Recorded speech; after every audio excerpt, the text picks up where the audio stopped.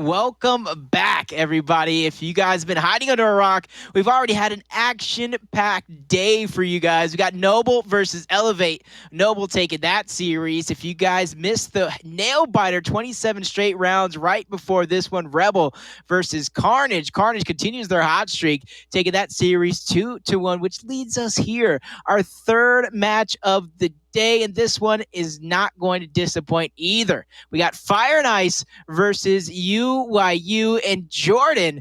Both of these teams have enough bragging rights recently to make a stake for this match. Yeah, I mean, as of now, Fire and Ice is favored to win this matchup, which is a lot to be said. UYU, reigning champions, some of the most storied Gears esports players of all time, especially as of late throughout Gears 4 and 5. Fire and Ice is favored. They've been performing better. UYU is struggling as of late. But as I've been saying for the last few days, I think it's only a matter of time before they get over the hump. And I think they're gonna show us today that they're nearing that time where they kind of get back into their form. I think it's only a matter of time before Ashes and Co get it together. Yep. Talking about getting over a hump, we know on the side of UYU, that man is explosive, but going up against him, we have a stats graphic coming at you, is going to be ChaoZ. He's been in IGL for many teams before him, going up against Xplosive. You see the stat lines. Does ChaoZ have what it takes to match up against one of the best IGLs in Gears Esports? Yeah, I mean, I have a lot of faith in ChaoZ. He's been one of the greatest players for a long time in the Latin American scene. Yet to hold a championship yet, not quite there. Meanwhile, on the other side, Xplosive has plenty of championships to give, almost 20, I believe that guy has. One stat I want to point out right away, though, is the 13.94 average assists. That has to be up there when it comes to our overall stats throughout the Pro League. I think Xplosive has got to be up there with that amount, and that's coming from a team that hasn't been slaying out that much. That just goes to show you how much of a teammate Xplosive is and how much he loves to help his teammates win those engagements by supporting. Yep. So you kind of see the play style from both of these teams being different, but their role on the team being very similar. IGLs, captains, leading the charge for their squads, but Xplosive leading it in more of a support style of way. ChaoZ leading it head first as a slayer for their squad. So before we get into predictions, I like to break things down. I like to look at the picks in bands because I think that says a full picture story of what we're going to see. But Asylum, Forge, and Training Grounds, the maps to be played. What do you think of the cycle so far? Right off the bat, I look at Reactor, and I know that UYU auto-bending Reactor kind of puts them at a disadvantage. I know Fire and Ice doesn't mind Reactor. We saw them play it against Rebel last week. Training Grounds for Fire and Ice, taking that out. That's a good ban. I know UYU is very strong on that map. Even without Mental, I feel like that's been one of their stronger maps. We're going to go to Asylum, UYU's pick first, and I'm very interested to see how that plays out. Of course, we're going to have Forge map number 2. Forge almost always finds its way into one of the 3 maps picked. If we do get to a tiebreaker Training Grounds, interesting cycle all in all. I'm just going to be looking at Asylum. I want to see how these two teams match up. As I said before, on paper, Fire and Ice is favored. On paper, Fire and Ice being the favorite. I like what you say, but when we're going towards the predictions, sometimes some of us use the paper, some of us use the book. We pull up the stat sheet, use Prodigy stats. But I like to go ahead with my feelings. So far today, we both kind of been perfect. So I'm interested to see if anything's going to sway either one of our votes. But we talked about the paper not mattering much. But you know what matters? The amount of championships one of these teams has been able to acquire and put under their belt. So I got to go with experience. I got to go with UYU. They haven't been looking so hot lately, but it's only a matter of time before they break through and become the team we know them to be. And we haven't scripted this. We haven't talked about this prior either. But, I mean, I agree with you once again, Jacob. We just happen to agree today. I mean, I love you, bro. I don't love you that much, though. I just happen to agree today. It just so happens to be that we think the same teams are going to win. And, I mean, that Carnage win could have went either way. This time around, I think UYU is going to take it 2-0. I think it's about time that they get into shape, they get into form. A month away. It's grind time. I think TJ has what it takes to help this team get back to championship form. And I think today would be a good start for them to fix that Pro League record a little bit because so far they haven't been too hot. Yep. So far, you see our 100% win rate 2 for 2 on the day. Chat's right there with us. As the community vote does go in, are they going to continue to be with us? Yes, they are. Chat, you are smart today. Hopefully I can bandwagon on some of those results and get my record right up there as we get into the game. It's going to go ahead and load up. Map number 1, Jordan. Do you see any tricks coming up out from any one of these teams, or do you see standard gameplay all around to open it up? I think the biggest trick we might see is something we actually saw earlier in the Carnage and Rebel matchup was the drop shot going up on the top catwalk on Asylum. That's very atypical, but I've seen UYU do it in the past. If that does happen here, then that would be something that's, I would call that a curveball. A lot of teams like the drop shot either dead center or over by where the V hill is, over by the train tracks. UYU has put the drop shot at the E hill in the past, right up by the catwalk. So we'll see. Other than that, I expect standard play for these first few rounds. Build your utility up, work together as a team. No power weapons to play. On board with Xploidz, one of the high-flying slayers on the side of Fire N Ice, rocking that Mechanic Mac. He's one of the only players I see who has this skin. I don't even know how he got it, but it is going to be UYU getting the first few kills here, getting this first match. Yep, opening up strong. It's exactly what you got to do if you're the side of UYU. Prove your dominance and really step on your opponents on the way there. As you see already, longest respawn timers of the game. Those early eliminations leading to more. TJ taking a melee to the face, but dishing out one of his own. These eliminations are piling up on the side of UYU. Elimination victory almost sounding off. Triple cap domination almost sounding off. Xploidz, first member in, last one out as UYU in under a minute steamroll the opposition in Fire and Ice and just not let them up for air at a moment during that matchup. And you see all of the members of Fire and Ice sporting the holy moly donut shop. No kills so far on the side of Fire and Ice, so they're going to need to wake up. They're going to need to warm up. Or before you know it, they're going to have lost already this first map. UYU starting off strong. I want to also mention Emergence Days a few days ago. UYU lost round 1 to Apricity, right? Apricity, a team that barely make it into the Pro League, one of the lower level Latin American teams in our Pro League. For them to take out UYU has to put a chip on their shoulder, even if it is just an Emergence Day and it's not a Pro League match. I think UYU is sick of people talking trash. I think it's time for them to turn up, but this is just my gut feeling. I'm not obviously behind the scenes, behind closed doors with UYU, seeing what they're working with. I've just seen it time and time again where they turn up towards the end of the season. And you know as well as I do, as Powerz, one of the better players in the game right now, almost going perfect last season, able to get one on Fearzly, continuing it going, gets that second one on Sleeafer. He did have a little bit of help, didn't do it all by his lonesome. Triple cap sounding off for a moment. Cristalize has to fight for his life here. TJ does get taken out. Fire N Ice prolonging this round as Praized doing what he can. He does get eliminated. Kenny coming in last-ditch effort. He's going to meet that same fate. Xploidz going to go ahead and scramble himself some eggs. Powerz on the other side of things continues the ball rolling. Dribbling up, he took out Fearzly again. That's 2 straight lives. Powerz taking out Fearzly. Looking to do it again as Sleeafer gets taken out. Going deep into the spawn. Xploidz from one hill to the next. That's going to be another massive double kill coming through. And that's something Fire N Ice desperately needs to get themselves back into this one because their score is already doubled up, and I don't even think we're into the mid game yet. Yeah, it's pretty frustrating on the side of F&I when you're winning the neutral hill, but meanwhile Powerz is getting kills wave after wave on your home hill. Now UYU is going to send a good amount of their forces over towards the neutral hill. Nice double kill, though, comes out from Fearzly. He's going to have to turn up if he's going to help F&I win this matchup. Kenny getting pushed all the way to his spawn. He gets hit by one of the most overpowered moves in all of Fire N Ice Esports history, the air back A. Fire N Ice getting multiple kills in the spawn of UYU.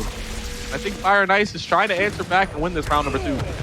They're doing a good job of putting a stoppage to that lead, but with wins like that coming out from UYU, they haven't even captured their own home hill just yet. So they got the neutral. They're going to backtrack for their home. Who's that hiding? Xploidz is just hiding. Are they going to spot him out? Is he going to catch somebody off guard? Come on, DJ, see him. I think DJ just saw him. Mental would have saw him.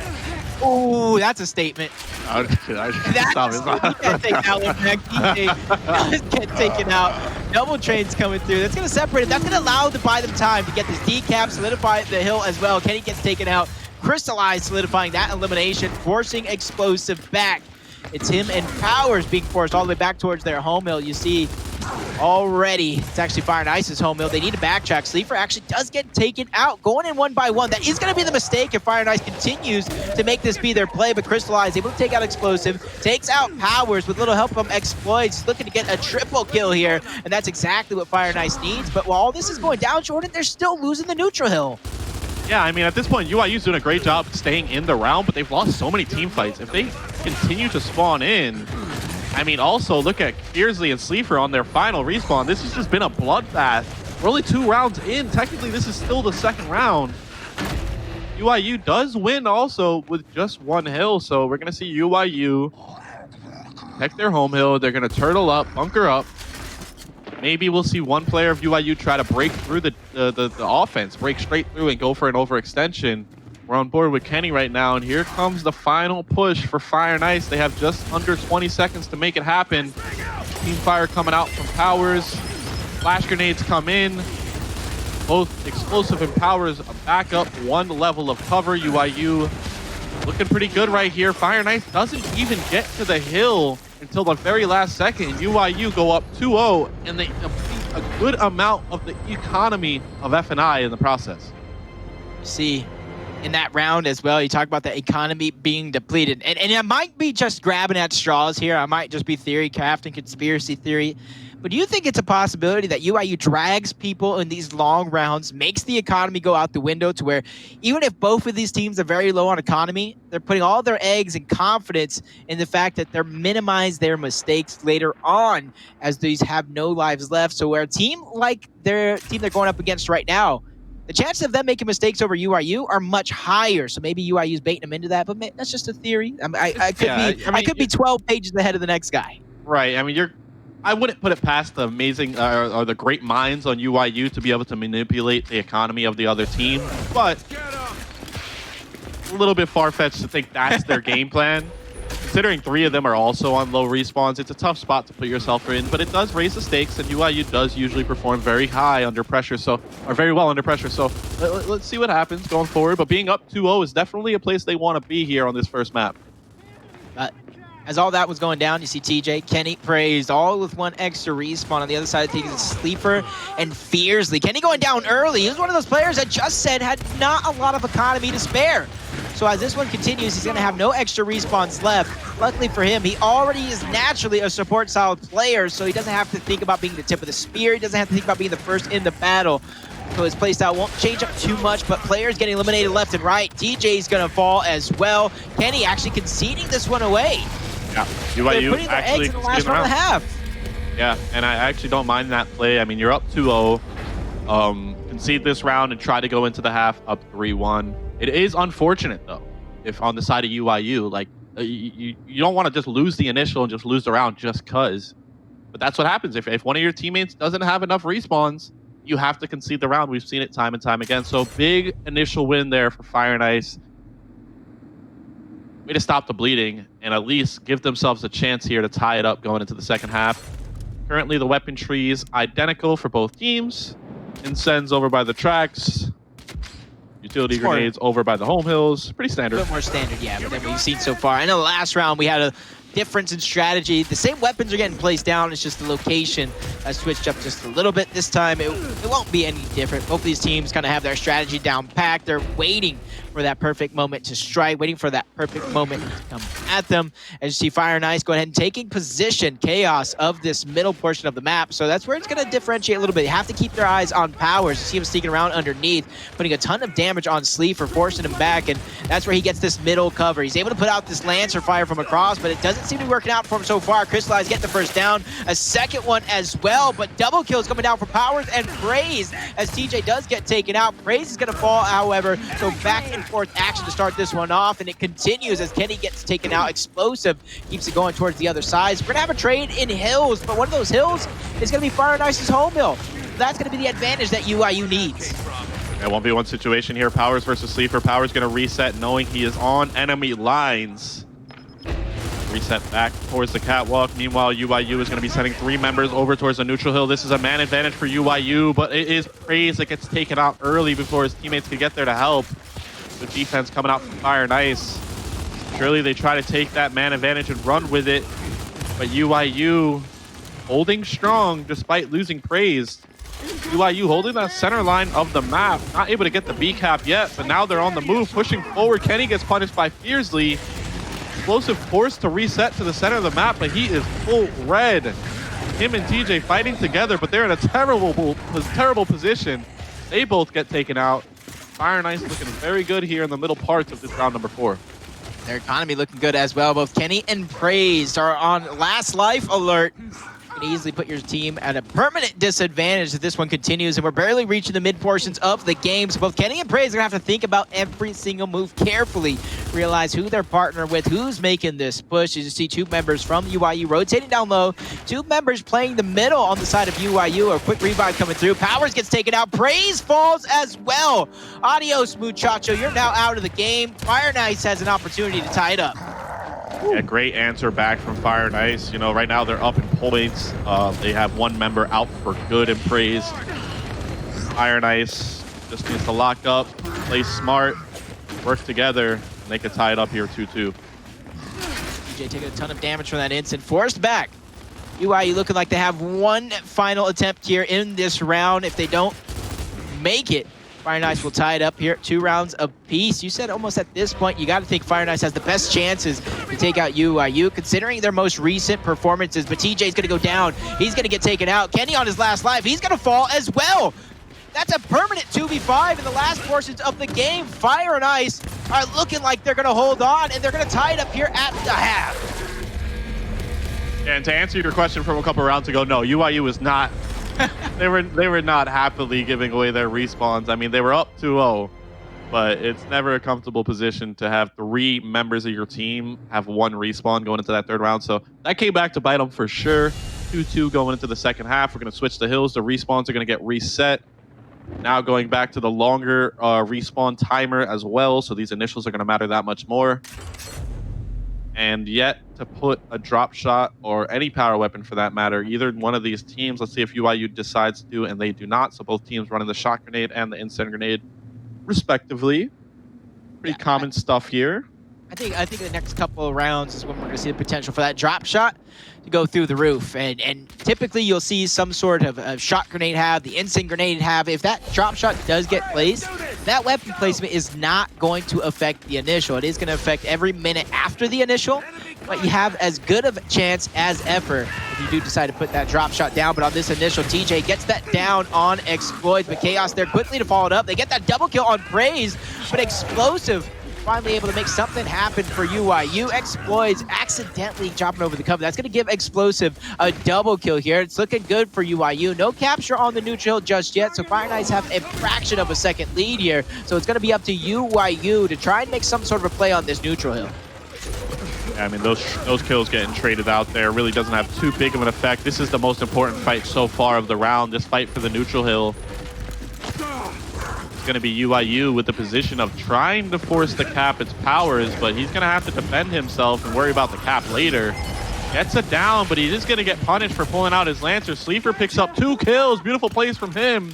Fearzly kills Praized, and that's going to be Fire N Ice taking over the neutral hill on board with Powerz, or sorry, TJ right now.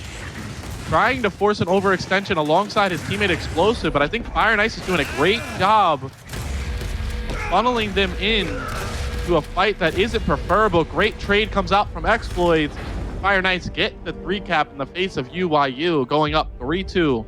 3 rounds back to back on the side of Fire N Ice. When do you push the danger button? When do you push the danger button if you're UYU and place that drop shot down? Because obviously FNI is going to get the first pick. Typically, like I said, you'll see a halving on one of the utilities that are on the map, possibly get that extra utility directly in their hands, but it's going to be that kill potential from the instant that they want. On the other side of things, UYU looking like they're going to match it instead of put that big weapon down. They're not going to press that emergency code red button just yet. They want to play another round out, put themselves a little bit closer, especially with having that shock grenade. They're going to go with area effect over kill potential when it comes to weapon selection. So on this next initial, they have to be very, very careful which moves they make, which rotations they make, because it's going to be ChaoZ who gets those instants in his hand. He's been accurate as ever so far in this matchup. We're seeing still a lot of numbers from both teams going towards this track fight to start the round, despite the fact that the neutral hill isn't there. Gonna be Fire N Ice that backtracks, resets, and sends their numbers back towards the E-Hill. Currently a 3v3 at the E-Hill and a 2v2 elsewhere. I will say UYU does have slightly more map control, considering they have the middle patio area that could cross up towards the E-Hill. Nobody yet to break ice here in this round number 6. FNI, I was gonna say FNI should not make the first move here. They have all the utility in the world, and somehow are still being matched by UYU. All they had was one pair of instants in the hands of Xplosive. They were able to pick up a kill, but on the hands of Fire N Ice, they had multiple flash grenades, they had instants, they had shock grenades, and they still get taken out. So UYU chaining together, so momentum, it's working out for them. If you look at the positions on the map as well, they're ready to help each other at a moment's notice, but at the same time, they're very spread out. So they need to be careful. They need to count the numbers of FNI, figure out where the rotation is coming from, and be ready to strike, because those instants are going to be making its appearance, and that shock grenade as well. Ooh, nice shots from Cristalize. That's going to be a double kill, and a good opportunity here to shift the tide, shift the numbers advantage in favor of Fire N Ice. So now, as you can see them start to push up and begin to hopefully get this double cap. Yeah, but I mean, the members of UYU are there. The shock grenade is there. Fire N Ice in a tough spot here. They do get the decap. They are going to be able to dodge the shock grenade. Sleeafer in a corner right now, barely dodging that shock grenade. And here comes the retake from UYU. Sleeafer in a big position to pick up some kills here, but he's going to get down. The revives come out. UYU looking really good here. Fearzly has an opportunity to make a play, but he gets taken out. And UYU looking really good here, Jacob, to tie it up 3-3. So even though Fire N Ice, in my opinion, had so much going for them before that push came out, they just did not execute, and that's one of the biggest things. You can have everything going for you, but you fail on the execution. You fail overall, and so far, UYU has taken that FNI failure and run away with it. Triple cap domination sounding off in this round. It is going to come through in about 2.5 minutes as UYU are going to tie it up 3 rounds apiece, putting a stop to that momentum that FNI was building. So now, when it comes to weapon selection, I can see why UYU decided against placing that big drop shot down, knowing that the shock grenade is going to be very important. So you can kind of think, especially since they have the momentum on their side, or at least stop the momentum of FNI, you can think the instant grenades are going to be halved, and they'll leave the drop shot placement up to FNI.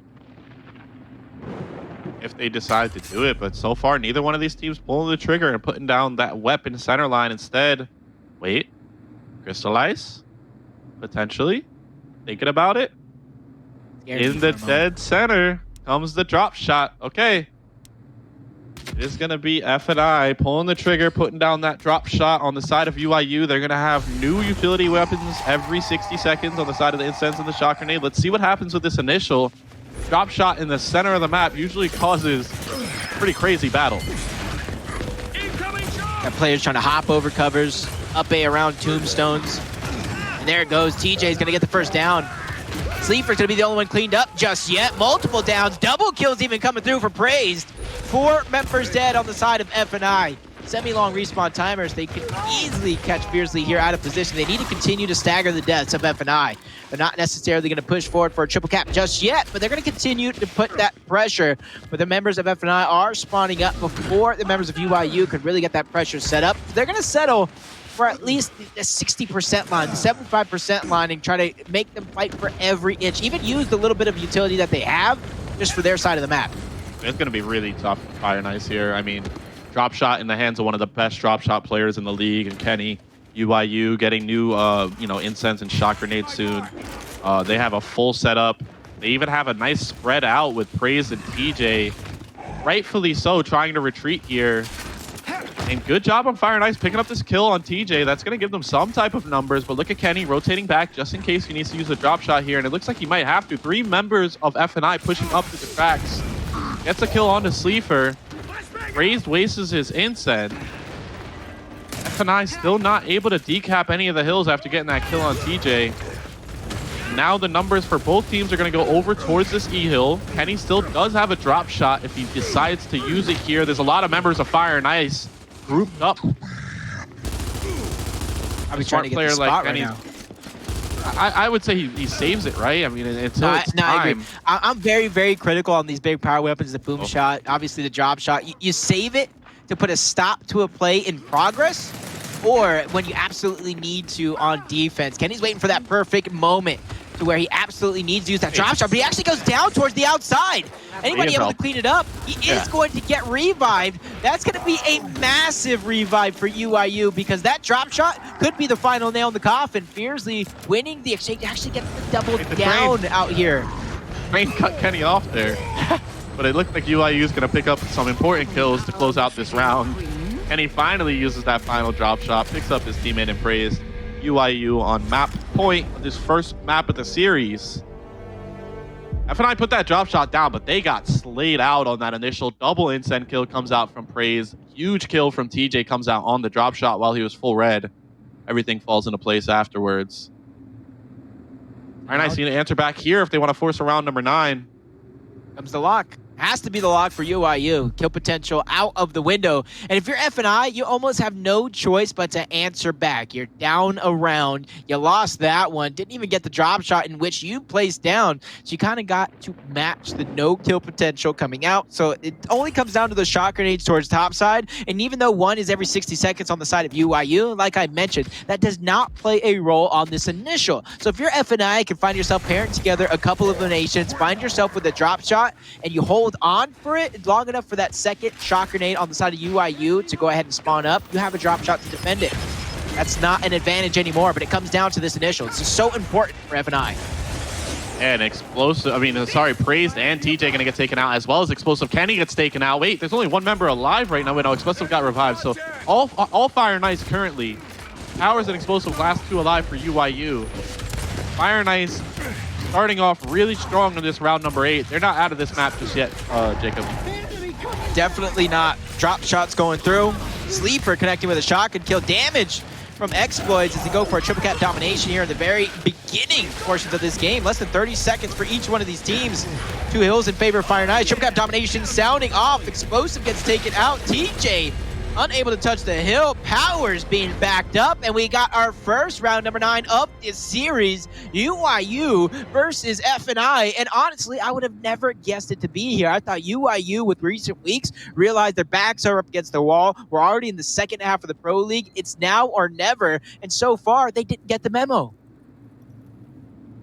I mean, we said it though, Fire N Ice, one of our elite level teams as of late. I'm not surprised that they're going toe-to-toe with UYU. I mean, like we said before, technically Fire N Ice is favored to win this. This is huge though. You want to take this first map. If you're either of these 2 teams, it's very important that you win this first map. It's going to come down to this initial. Both teams have their incense and their incense back. It's going to come down to the 2 front spawn players, Xploidz and TJ. See who comes out on top on this patio battle. We're on board with TJ. He takes the tomb. He's getting shot from so many different angles, but he utilizes his movement to stay alive. Nice double instant comes out, this time from Powerz, not Praized. UYU looking pretty good here to start the beginning of this round number 9. Like the way you pointed that out. Powerz this time around grabbing those instants. So UYU changing things up. Even if it's the smallest changes, they're making the biggest of differences. But 2 hills going over in favor of F&I. So even though it was a big initial win for UYU, they're able to get that drop shot. They have an extra flash in Kenny as well. They're going to have to answer back this onslaught of F&I members. TJ gets taken out towards the top side. Players get angled out towards the low side. This is round number 9. Train even separating Kenny from the rest of his team. He's getting swarmed. 3 members of F&I are not letting up. That drop shot is now out of play. TJ makes it happen, able to get the elimination, able to make it 2, but not able to touch the hill as F&I secure the victory, 5-4. What a crazy sequence of events. Fire N Ice clutches up, steals away that round, and in the process, steals away the first map of the series. Fire N Ice clutches up in a big way after losing that initial. Go up 1-0. Against UYU. Wow, that was crazy. I did not expect that to turn into a 3-cap. Not on that fast of respawns of a round. Fire N Ice turns up though. Matters most. Sometimes it's not all about kills. It's about those rotations and the hills. You saw open up Praized, or Powerz actually with the double kill, talking about the change in strategy from UYU. A little bit of a change making all the difference, but the changes from F&I were massive, realizing they have no stock over there towards the tracks, but luckily for them, the hills were over towards the top side of the street, quickly captured that, maneuvered around the map. So even though UYU did get the hill, Kenny got taken out. Kenny's drop shot was taken out as well. There's nobody there. The rest of the members of F&I were just perfectly maneuvering towards the top half of the map. You can probably see it in some of these replays, how perfectly positioned each and every one of these members of F&I were in some of these rounds. That was such a great sequence of events for F&I. Just great execution there on that overextension. You don't expect a team like UYU to have their defense falter that much. And a great replays coming in here, though. A lot of it being on the side of F&I, seeing as they won the match. And all F&I, nice up air reaction shot there from Cristalize. This was a huge down on the side of TJ, though, and UYU go to map point after that. Don't know why this one is clipped, but that was a nice little cleanup kill from Kenny. But this is where I almost want to ask the question here. UYU obviously has experience. It backs up against the wall. They can perform with the best of them, but they're losing this map in 9 rounds to UYU. Brings me to ask this question to you. If the event were this weekend, are UYU the favorites? Oh, most definitely not.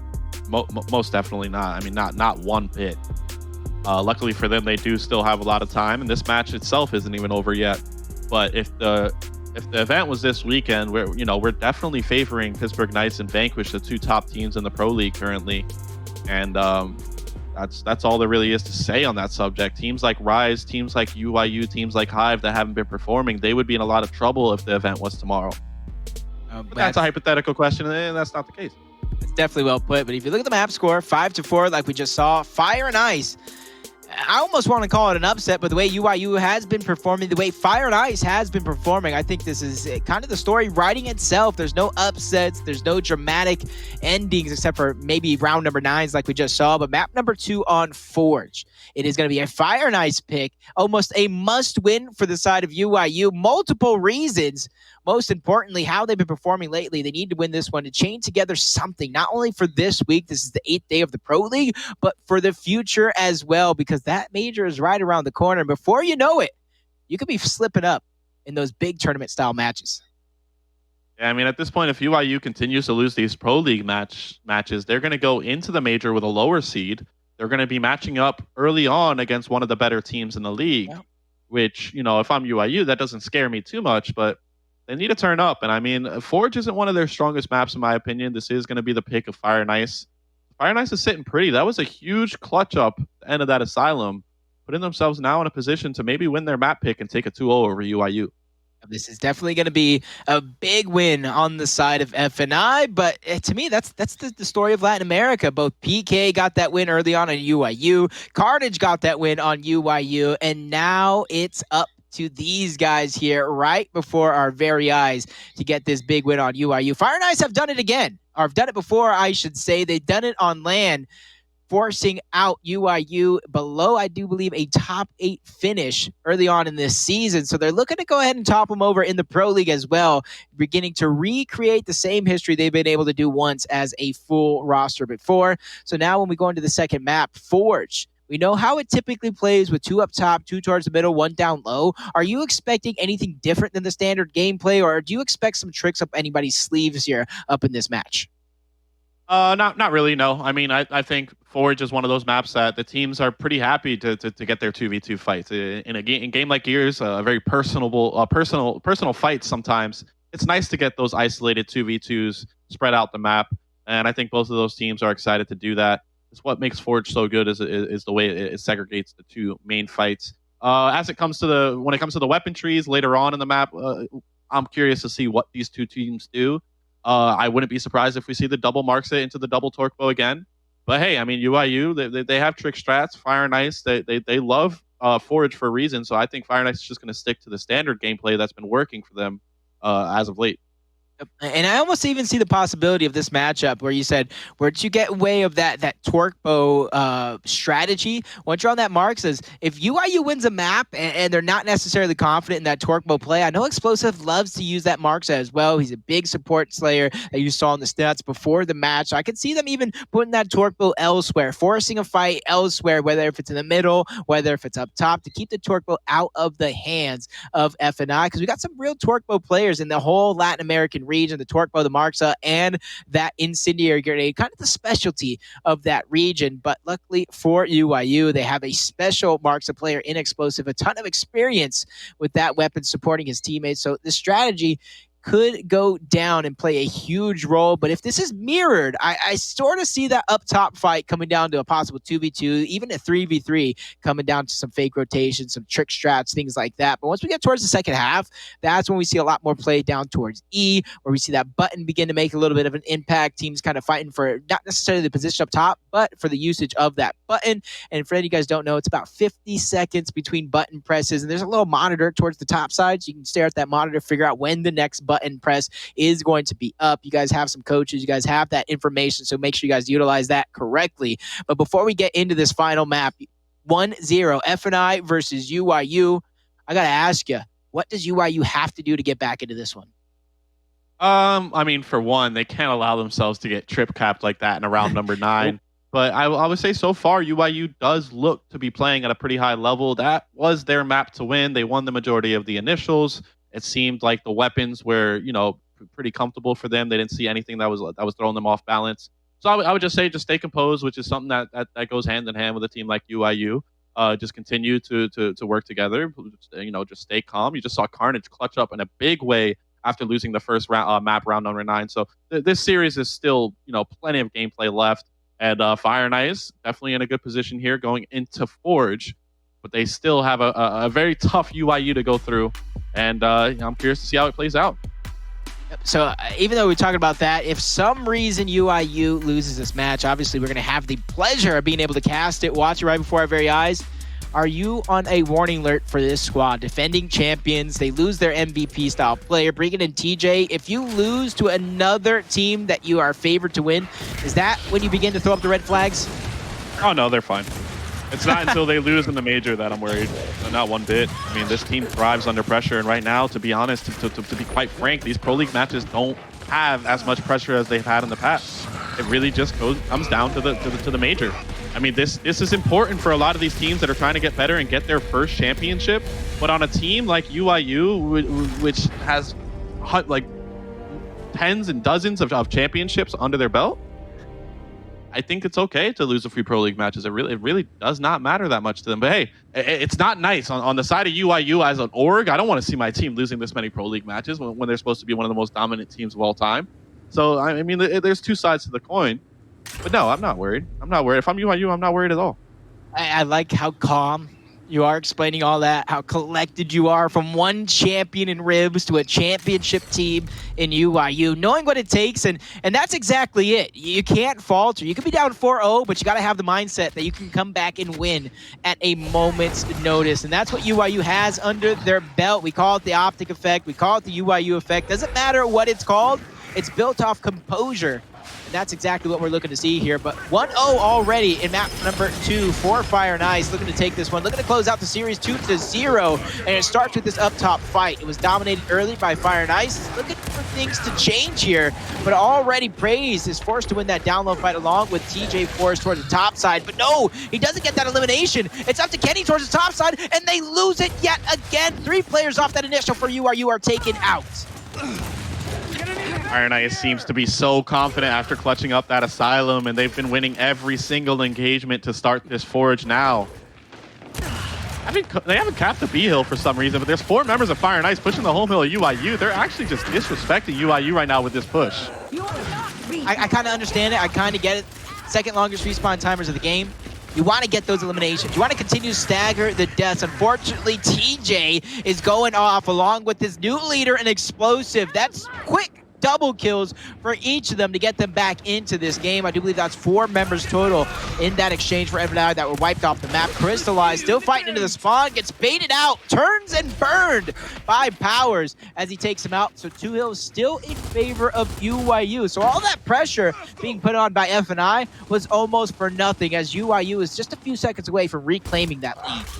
Yeah, there was nothing to really make F&I think that was a good push outside of maybe just their confidence. And that false sense of confidence will come back to bite you against a team like UYU. Now UYU in the driver's seat with a 2-hill setup. Powerz pretty far onto enemy lines over by the neutral hill. Let's see what Fire N Ice does. It looks like they're going to go for an overextension or maybe work this side of the map to cut through the middle. It's going to be ChaoZ catching TJ off guard, gets a 3-shot down onto him. Sleeafer gets down but doesn't get taken out. So now 5v4 advantage on the map for Fire N Ice. We're on board with Powerz currently in a situation where he needs to kind of make a play, or yeah, he's going to backtrack and go for some angles potentially. Cristalize right behind him though. This player spawning up, I like the idea what you said. Making a play, distracting the enemies towards the back line. If he's able to pull 2 members of Fire N Ice to go and kill him, that opens up a 4v3 elsewhere on the map. And right now, it does look like UYU are funneling their members towards the center, towards their incinerator. They want to go for this neutral hill capture, but F&I holding strong defensively. They're able to get that first down and elimination on Praized. Kenny seems to be their next target, taking a ton of damage towards that underlook. He's actually going to get down now. Xplosive as well. Multiple members are falling for UYU. It's not looking good, but the final members, TJ and Xplosive, towards their home hill, fighting to keep this one alive. Yeah, but I mean, between TJ and Xplosive, they're doing just that. They just got 3 kills in a situation where they were outnumbered. I think Xplosive is going to overextend and get the decap. He is. So all hills now neutralized. I'm not entirely sure why Fearzly was in that position. Fire N Ice kind of crumbling here in the later parts of this second round. They can still win off of their home hill. It's going to be a big engagement here. UYU pressuring, continuing to slay out. TJ gets a kill. Just like that, UYU sweep the rug from under the feet of F&I, and they tie it up 1-1. And that stuff might have flew before, but once you wake up the beast, they begin firing on all cylinders. You saw a couple eliminations being on the side of UYU, and from there, you give them an inch, they'll go ahead and take a mile. Not 1 point in that last round. Once UYU began to get heated up, the F&I had 5 on the field to go ahead and defend, especially towards the later end when they just needed 15 seconds to close it out. They kind of scattered like cockroaches in a light.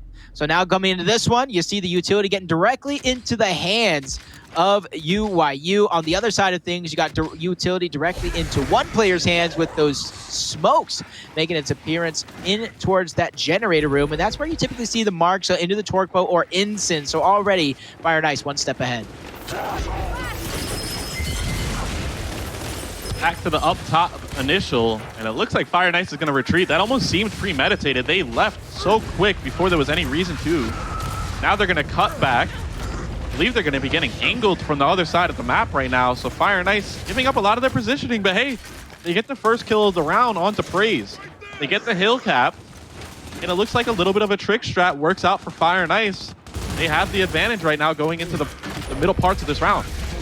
It was actually a strategy from UYU, and great adaptation coming out from Fire N Ice. Triple cap domination for a moment there, looking like it was going to get broken, but Cristalize taking out TJ. And I talk about that was an adaptation from Fire N Ice. It was actually UYU sending 3 members towards the top side, trying to be aggressive. Those players of Fire N Ice, they spotted it out quickly. They rotated it within a moment's notice. And I got to go ahead and question Praized of all players' location, because there's 3 players up there. Praized was in the middle by himself, and he was the first player from UYU getting eliminated. If you know your teammates are sending 3 players towards the top side, you know your help is not going to be there. You have to put yourself in a position to stay alive, and Praized just completely fumbled the bag on that one. Hey, good on you to catch the numbers. I said Fire N Ice left with no reason. No, that's a great reason to leave up top, knowing you're outnumbered. Good communication, way to relay the message. Numbers, one of the most important things to catch.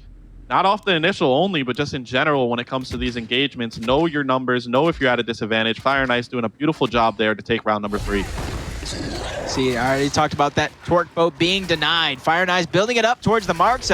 UYU chopping it down as they put the torque bow in the middle, as they have their confidence. Doesn't matter if you have that extra bit of support weapon in the marks, we can get it anyway, but it's going to be Xploidz finding himself with that torque bow.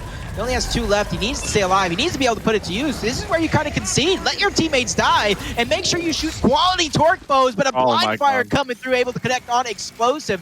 That's not exactly what I wanted to see, but it'll work.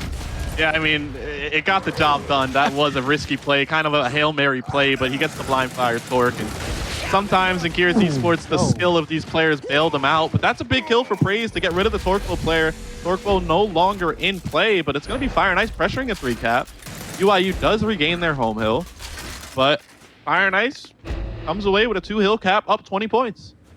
So now it's going to be up to UYU to find the weak spot in the Fire N Ice defense. You already spent 2 members towards the top side. You can expect 2 players to kind of float towards the middle, maybe even a third down toward the bottom half as well. But TJ getting caught off guard by Fearzly.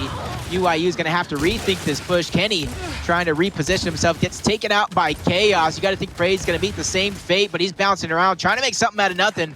But he's going to go ahead and fail on that attempt. All around, UYU seems to be falling before our very eyes, except for this man, the myth, the legend, Powerz. He's trying to do what he can, but it's only a matter of time before Fire N Ice takes over here, as multiple members just swarming UYU's offense. And one by one, these players are falling. Doesn't matter how quick the respawn is, they're vanishing just as quick as they come up. This push way more coordinated than the last time we saw F&I overextend. This time around, they're going to slay out one by one.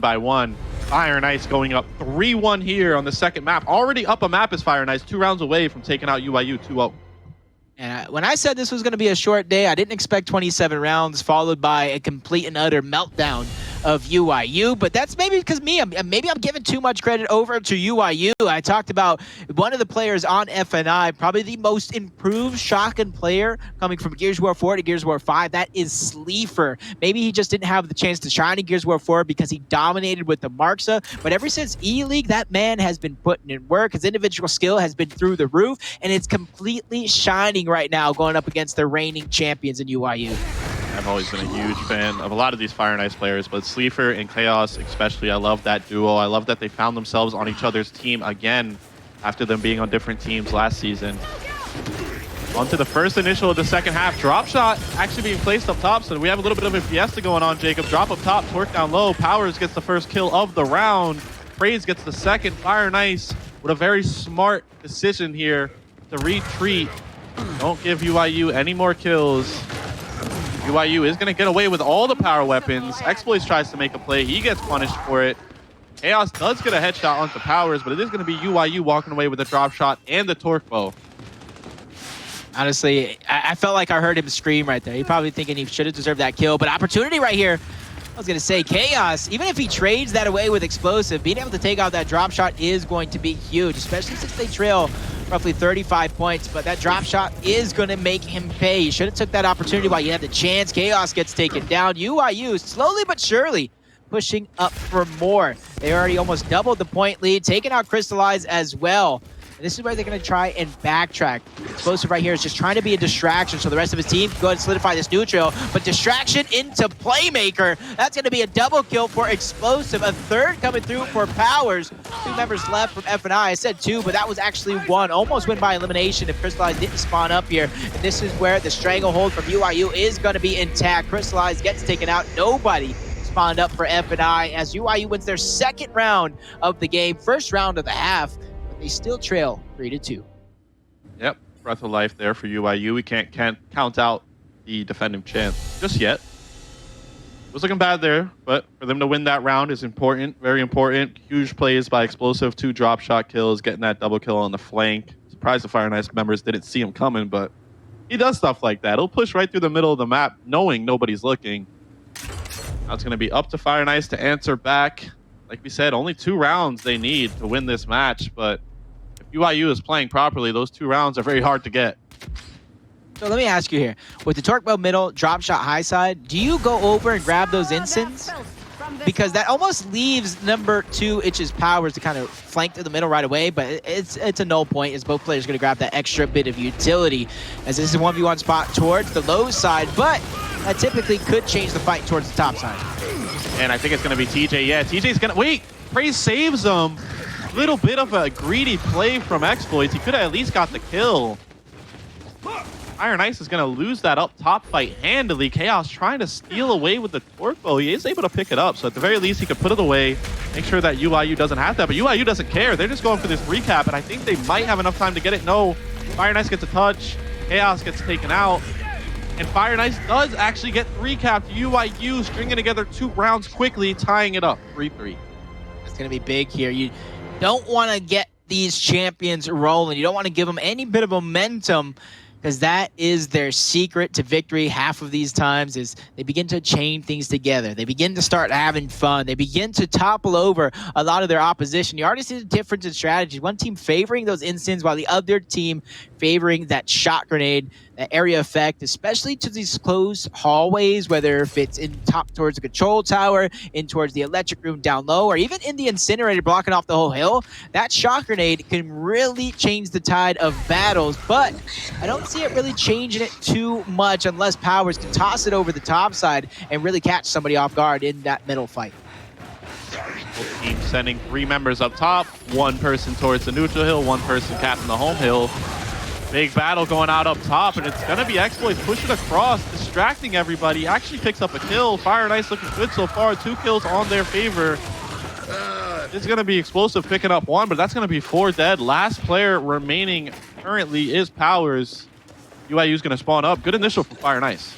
Powerz, he's just wasting as much time as possible here. And this is where he's going to slow down. He's going to stop moving because he doesn't want to give away any of those audio cues away towards the enemy team. So as long as he stays here, stays alive, he's going to be a thorn in the enemy's time of Fire N Ice. But unfortunately, they spot him out. I thought he was going to get mantled, but the quick reactions coming through from Powerz. He's going to negate that kick and dodge a torque bow, looking like Neo from the Matrix here as he finally does get taken out. But is the kill going to be solidified? No, it's not. He lives. He survives as Xplosive picks up that down, but the tables have turned. Fire N Ice go ahead and save ChaoZ, the torque bow player. That's going to be a big save. UYU have the 2 hills, but F&I have the arsenal to make this push be a success. That's a crazy sequence of events there, but yeah, I think the arsenal of Fire N Ice should make it very hard for UYU to hold off the push, but that was a suspect drop shot. Yeah, I don't know. Double kill comes out from ChaoZ though with the torque bow. Xploidz is probably going to get taken out here, but I think Fire N Ice is going to be able to capture the neutral hill. Oh, they actually save Xploidz, so all Fire N Ice here. That's UYU forced into their spawn.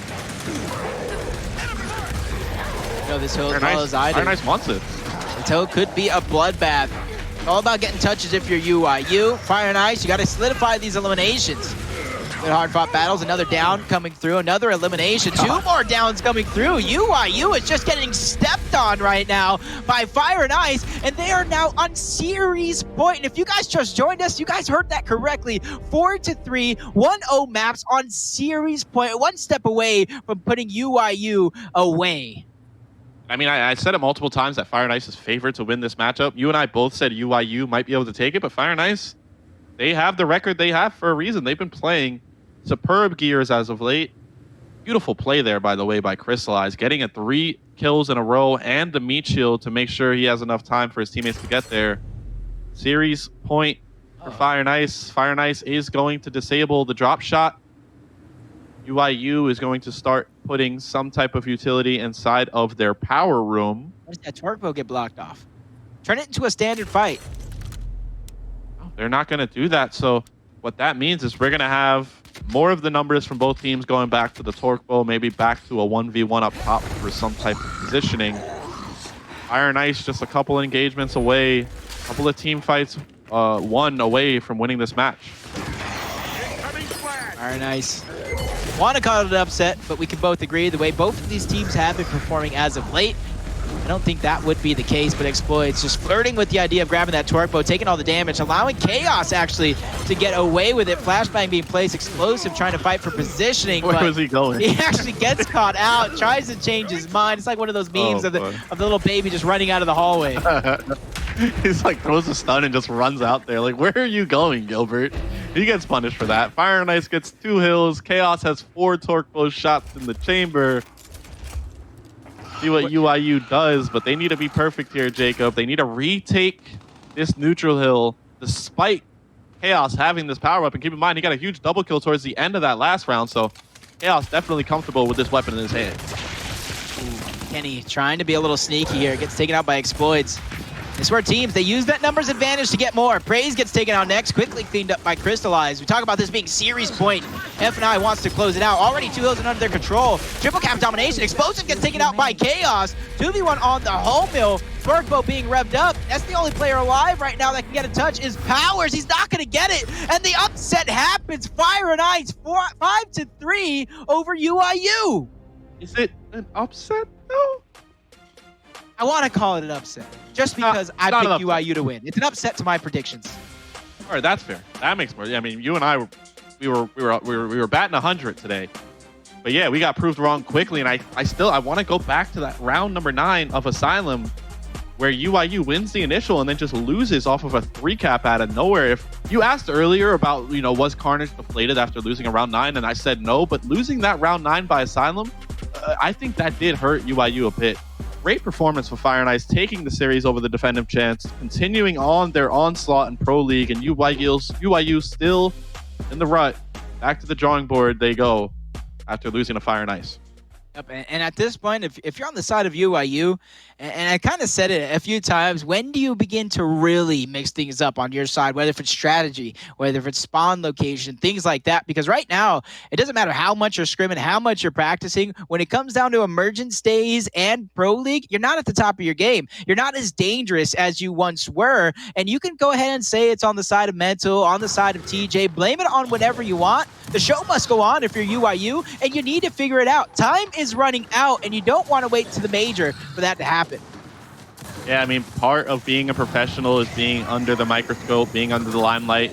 You're subject to all this criticism, but you're right. I mean, they're not performing, and they continue to lose week after week. They lose to a Pricity in an emergence day in a tournament setting. They lose to a team that I bet UYU doesn't even know the gamer tags on a Pricity, and they're losing to them. They're struggling right now. They are. And I said it earlier, I said it moments ago, I'm not worried about UYU. I need to see how they're playing come major. But it is worrisome to see them lose this much. It really is. It's not typical.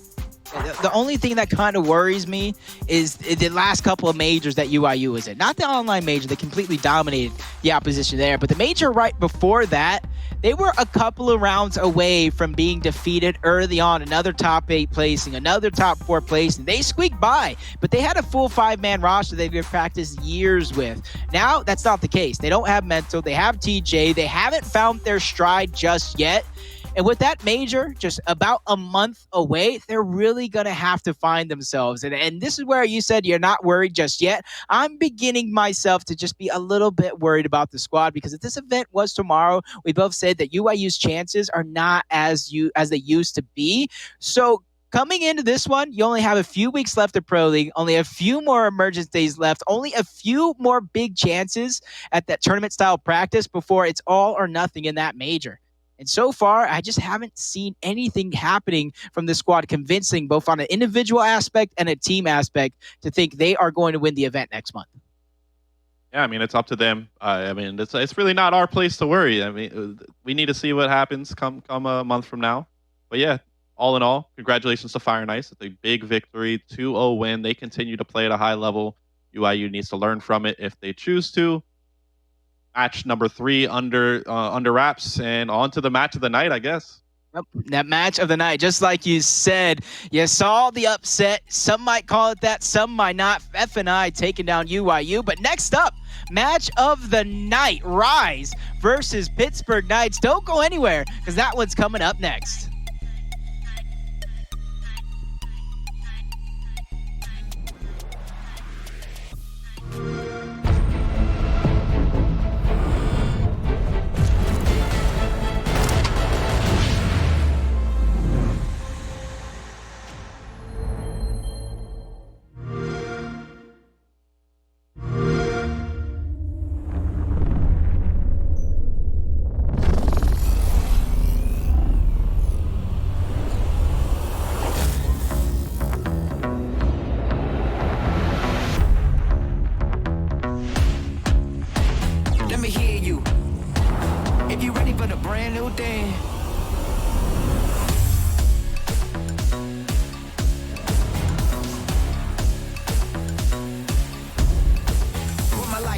Yeah, I'm on one. Went from broke to having everything I wish, huh?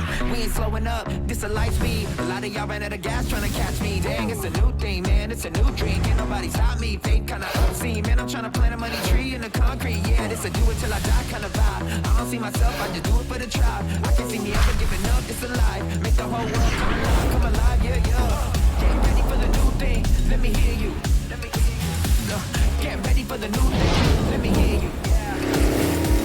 Get ready for the brand new thing.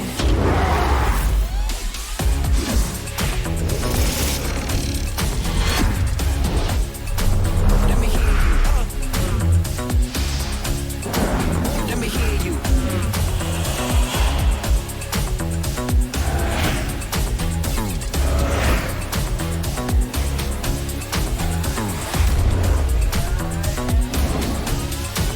Let me hear you.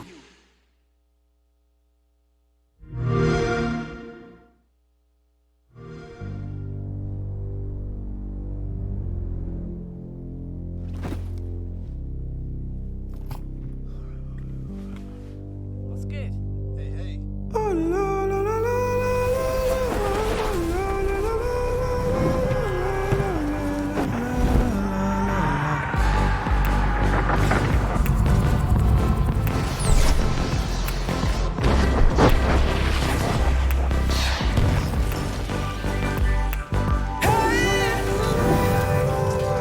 know this is no ordinary love.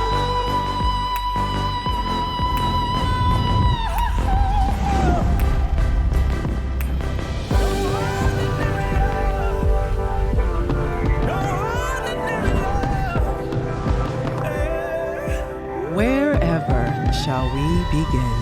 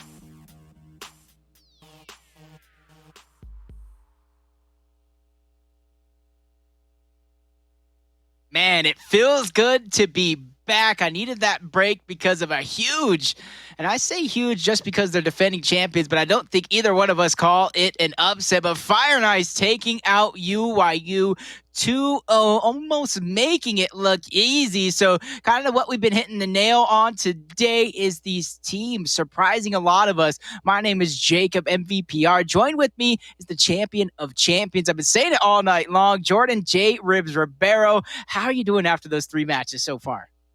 It's been fun. I mean, like I said earlier, I didn't even know I was going to be casting today until, this afternoon. Then I looked at the matches that we were going to be casting.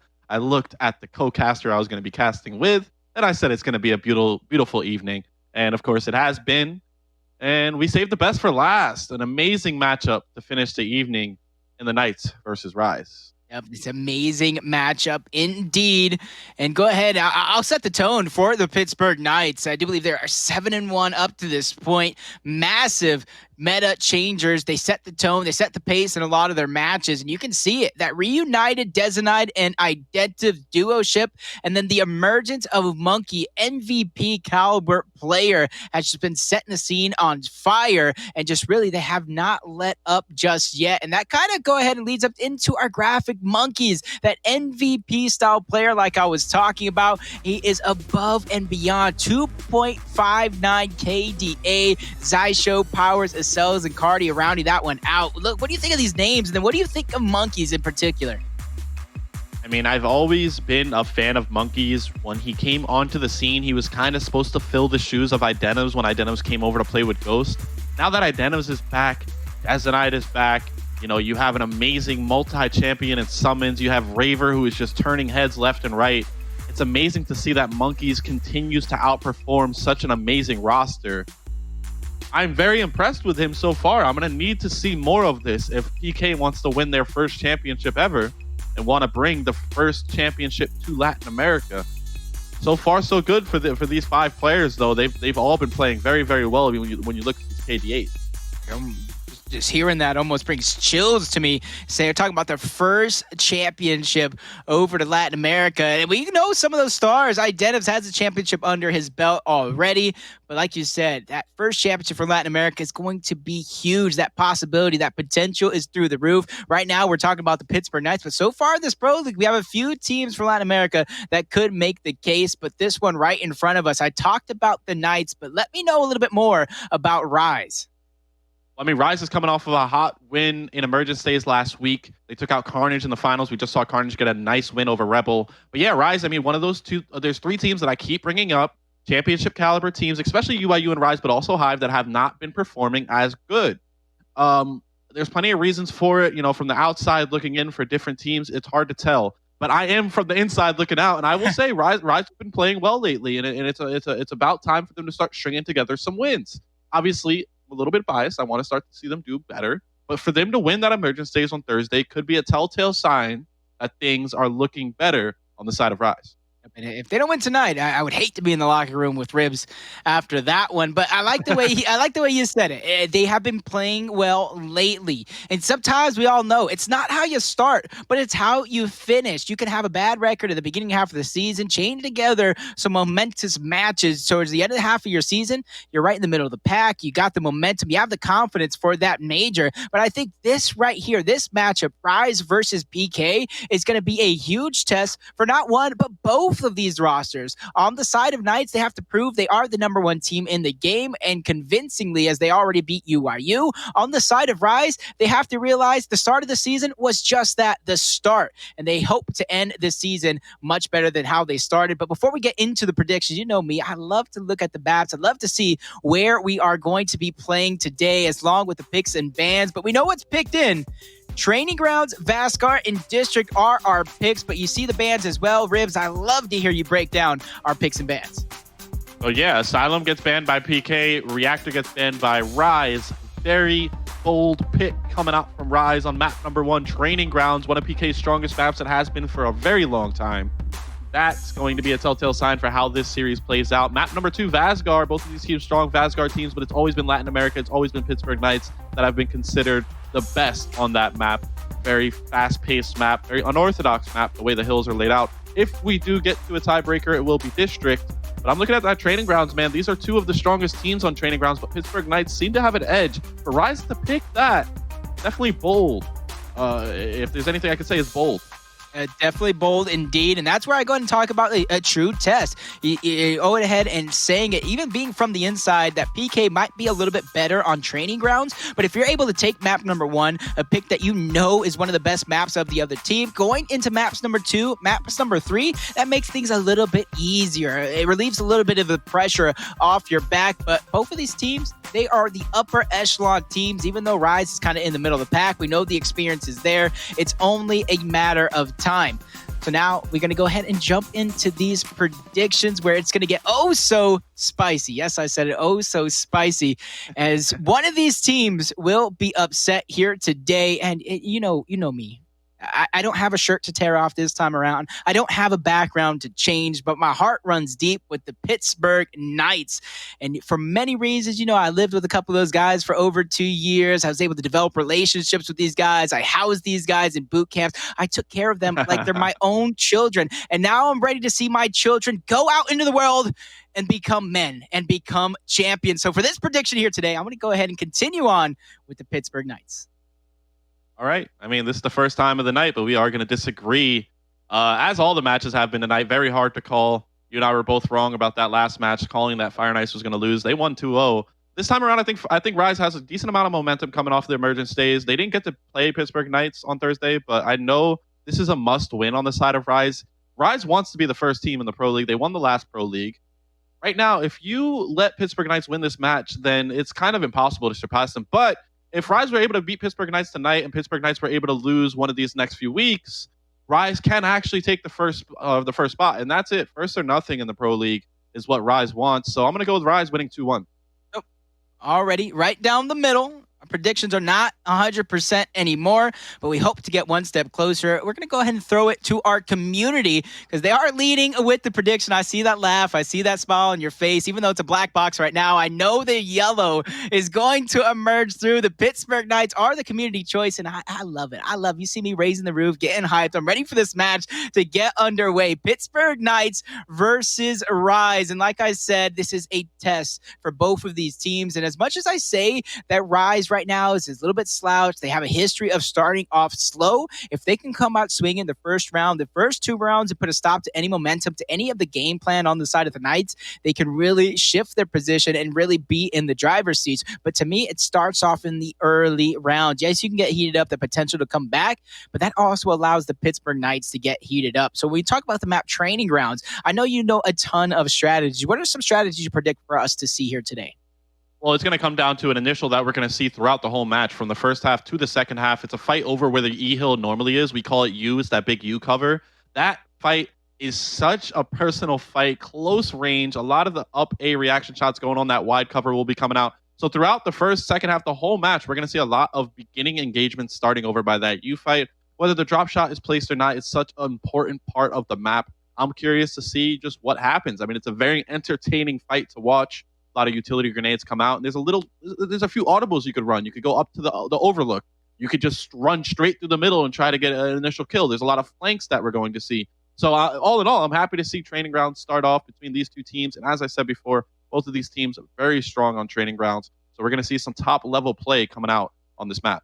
Yep, and a map that you even said it, Pittsburgh Knights, a very, very strong map. And one thing you didn't really go ahead and hit the nail on is they like to run those trick strats. They like to play toward the neutral hill early on, but they don't necessarily cap it right off the initial. They go for that positioning. They try to take that back alleyway. They try to flush out the members of their opposition, and then they go ahead and try to backtrack and get the hill. Or if they know only one guy's over there, that's when they'll begin to try to step in the hill, get that double cap, and allow the points over towards their side. While the other side of the map, towards that overlook, like you mentioned, those players will begin to try to stay alive, prolong the fights, and make sure that Rise doesn't let it go easy. So I'm interested to see if any teams have those tricks up their sleeves. But on the side of the Pittsburgh Knights, that's kind of standard. They like to play that neutral. They like to play aggressive. They like to set the tone. And I'm looking at the Pittsburgh Knights to really set the tone in this matchup on one of their strong maps here, which is Training Grounds. I do expect Rise to have some sort of adaptation as well, but like I said, with the history of franchises teams starting off a little slow, I kind of fear Rise in this matchup.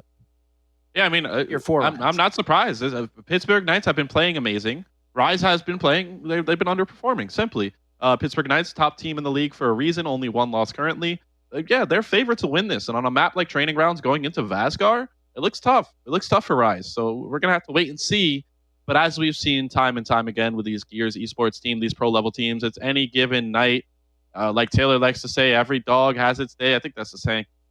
These teams, they could just demolish each other. Either one of these two teams could just steamroll the other. I'm just hoping for another close match, a couple more round number 9s. We had so many close maps already today, so many clutch matches, so many clutch plays, and I'm excited to see the match of the night. Surely it's going to give us our money's worth, Jacob. It definitely is. We're going to see between 15 and 27 rounds.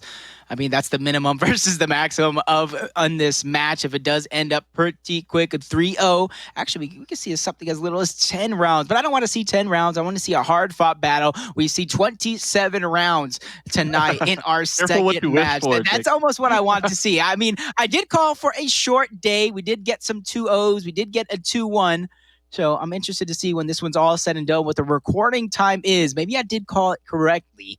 And maybe my predictions on run of shows just a little bit better than my predictions in matches. So only time will tell if that one is going to be the case, because some of these teams today have gone 2.5 minutes, 3 minutes for rounds. But then we see the flip side, 33-second rounds, 43-second rounds. So just interested to see. To me, it's more so of which version of Rise we're going to see today, because I want to see players like Inz and players like Rushy really step it up, because what I've noticed in some of their losses, it comes from, in my opinion, I'm on the outside, the slaying power of Rushies and Inzum not being to where they need it to be for their squad. They're losing easy altercations. They're not dropping the big numbers in which they're used to seeing. Lately, that has been the case, but early on, it has not been. So I'm interested in seeing if we're going to see the rise of late or that inconsistent rise that we saw early on in the season. Yeah, a huge question mark, and I mean, we'll be able to tell pretty early on. But yeah, if you're going against a team like Pittsburgh Knights, you have to bring forth the best version of yourself, and I think Rise knows that. And if you guys are worried, why we're taking so long, it's summons. We could blame summons. Yep. Hurry up, Alex, please. Everyone wants to watch you guys. As long as it's not monkeys. No, it's never monkeys. That guy's probably always on time. But Alex, on the other hand, he's torching our time currently. So yeah, we're waiting for him to join the game. Other than that, everybody else has joined currently. And surely the match will start soon. Yep. If not, make sure you guys direct your attention to PK summons. Now, but here's one of the big questions here, right? Let's just say Rise does take this. VQ continues winning. We're going to see a PK versus VQ later on in the season. What are your thoughts of that possibly happening? Because we know PK's been the team. They've been here before. They've reached the finals. VQ, a team that's emerging in the ranks. Do you think they have what it takes to go against the likes of PK? Oh yeah, I'm well past the days where I sleep on Vanquish. That team, with the addition of Reptilian and Sam, they've been doing so very well. And yeah, I mean, them against Pittsburgh Knights, that would be an amazing matchup to watch. Not the matchup we're watching tonight.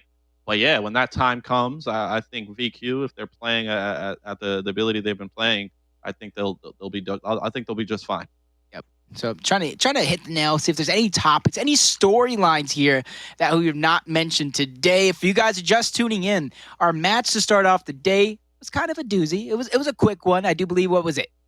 I actually forget for a moment. It was 5-1, 5-2. Noble, Noble versus their opposition, 5-1, 5-2. Just like you said, the second one was our long one. That's the one that kind of got me drained. I had to take a step back during that commercial break. I got my energy, I got my ghost lifestyle, my gamer fuel. So in order to get me energized for this match, that third match was a bit of a surprise. Fire N Ice versus UYU, 2-0 victory. And it came off of the back of great plays from Fire N Ice. They answered every calling UYU thrown at them. That gives us to the match of the night, match of the week. One right before our very eyes, Rise versus PK. And I'm going to go ahead and say it. Rise has been torching my predictions. I'm 18-32 because I pick Rise almost every single week, and they let me down. And the one time I didn't pick them, guess what happened? They won. I blame Rise. I blame you. You're the reason for my predictions, Ribs. It's my fault. Yes, 100%. It's not mine. I'm not sorry. I hope Rise torches your predictions once again, because you said they were going to lose. Yep. And yeah, I mean, according to production, the map is loading up currently. So map number 1, Training Grounds, final match of the evening, final match of the week.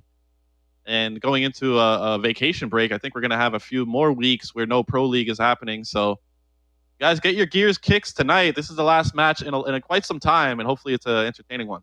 Get it while you can, because sooner or later, you're going to be wishing for more. As Jordan said, map number 1 is now coming up. Training grounds, Pittsburgh Knights versus Rise. We got the full jerseys on the Pittsburgh. I need Colin to go ahead and message Rise and at franchise Icy and Rushies. We need some pictures of them in Rise jerseys. And once again, guess who I blame? Ribs.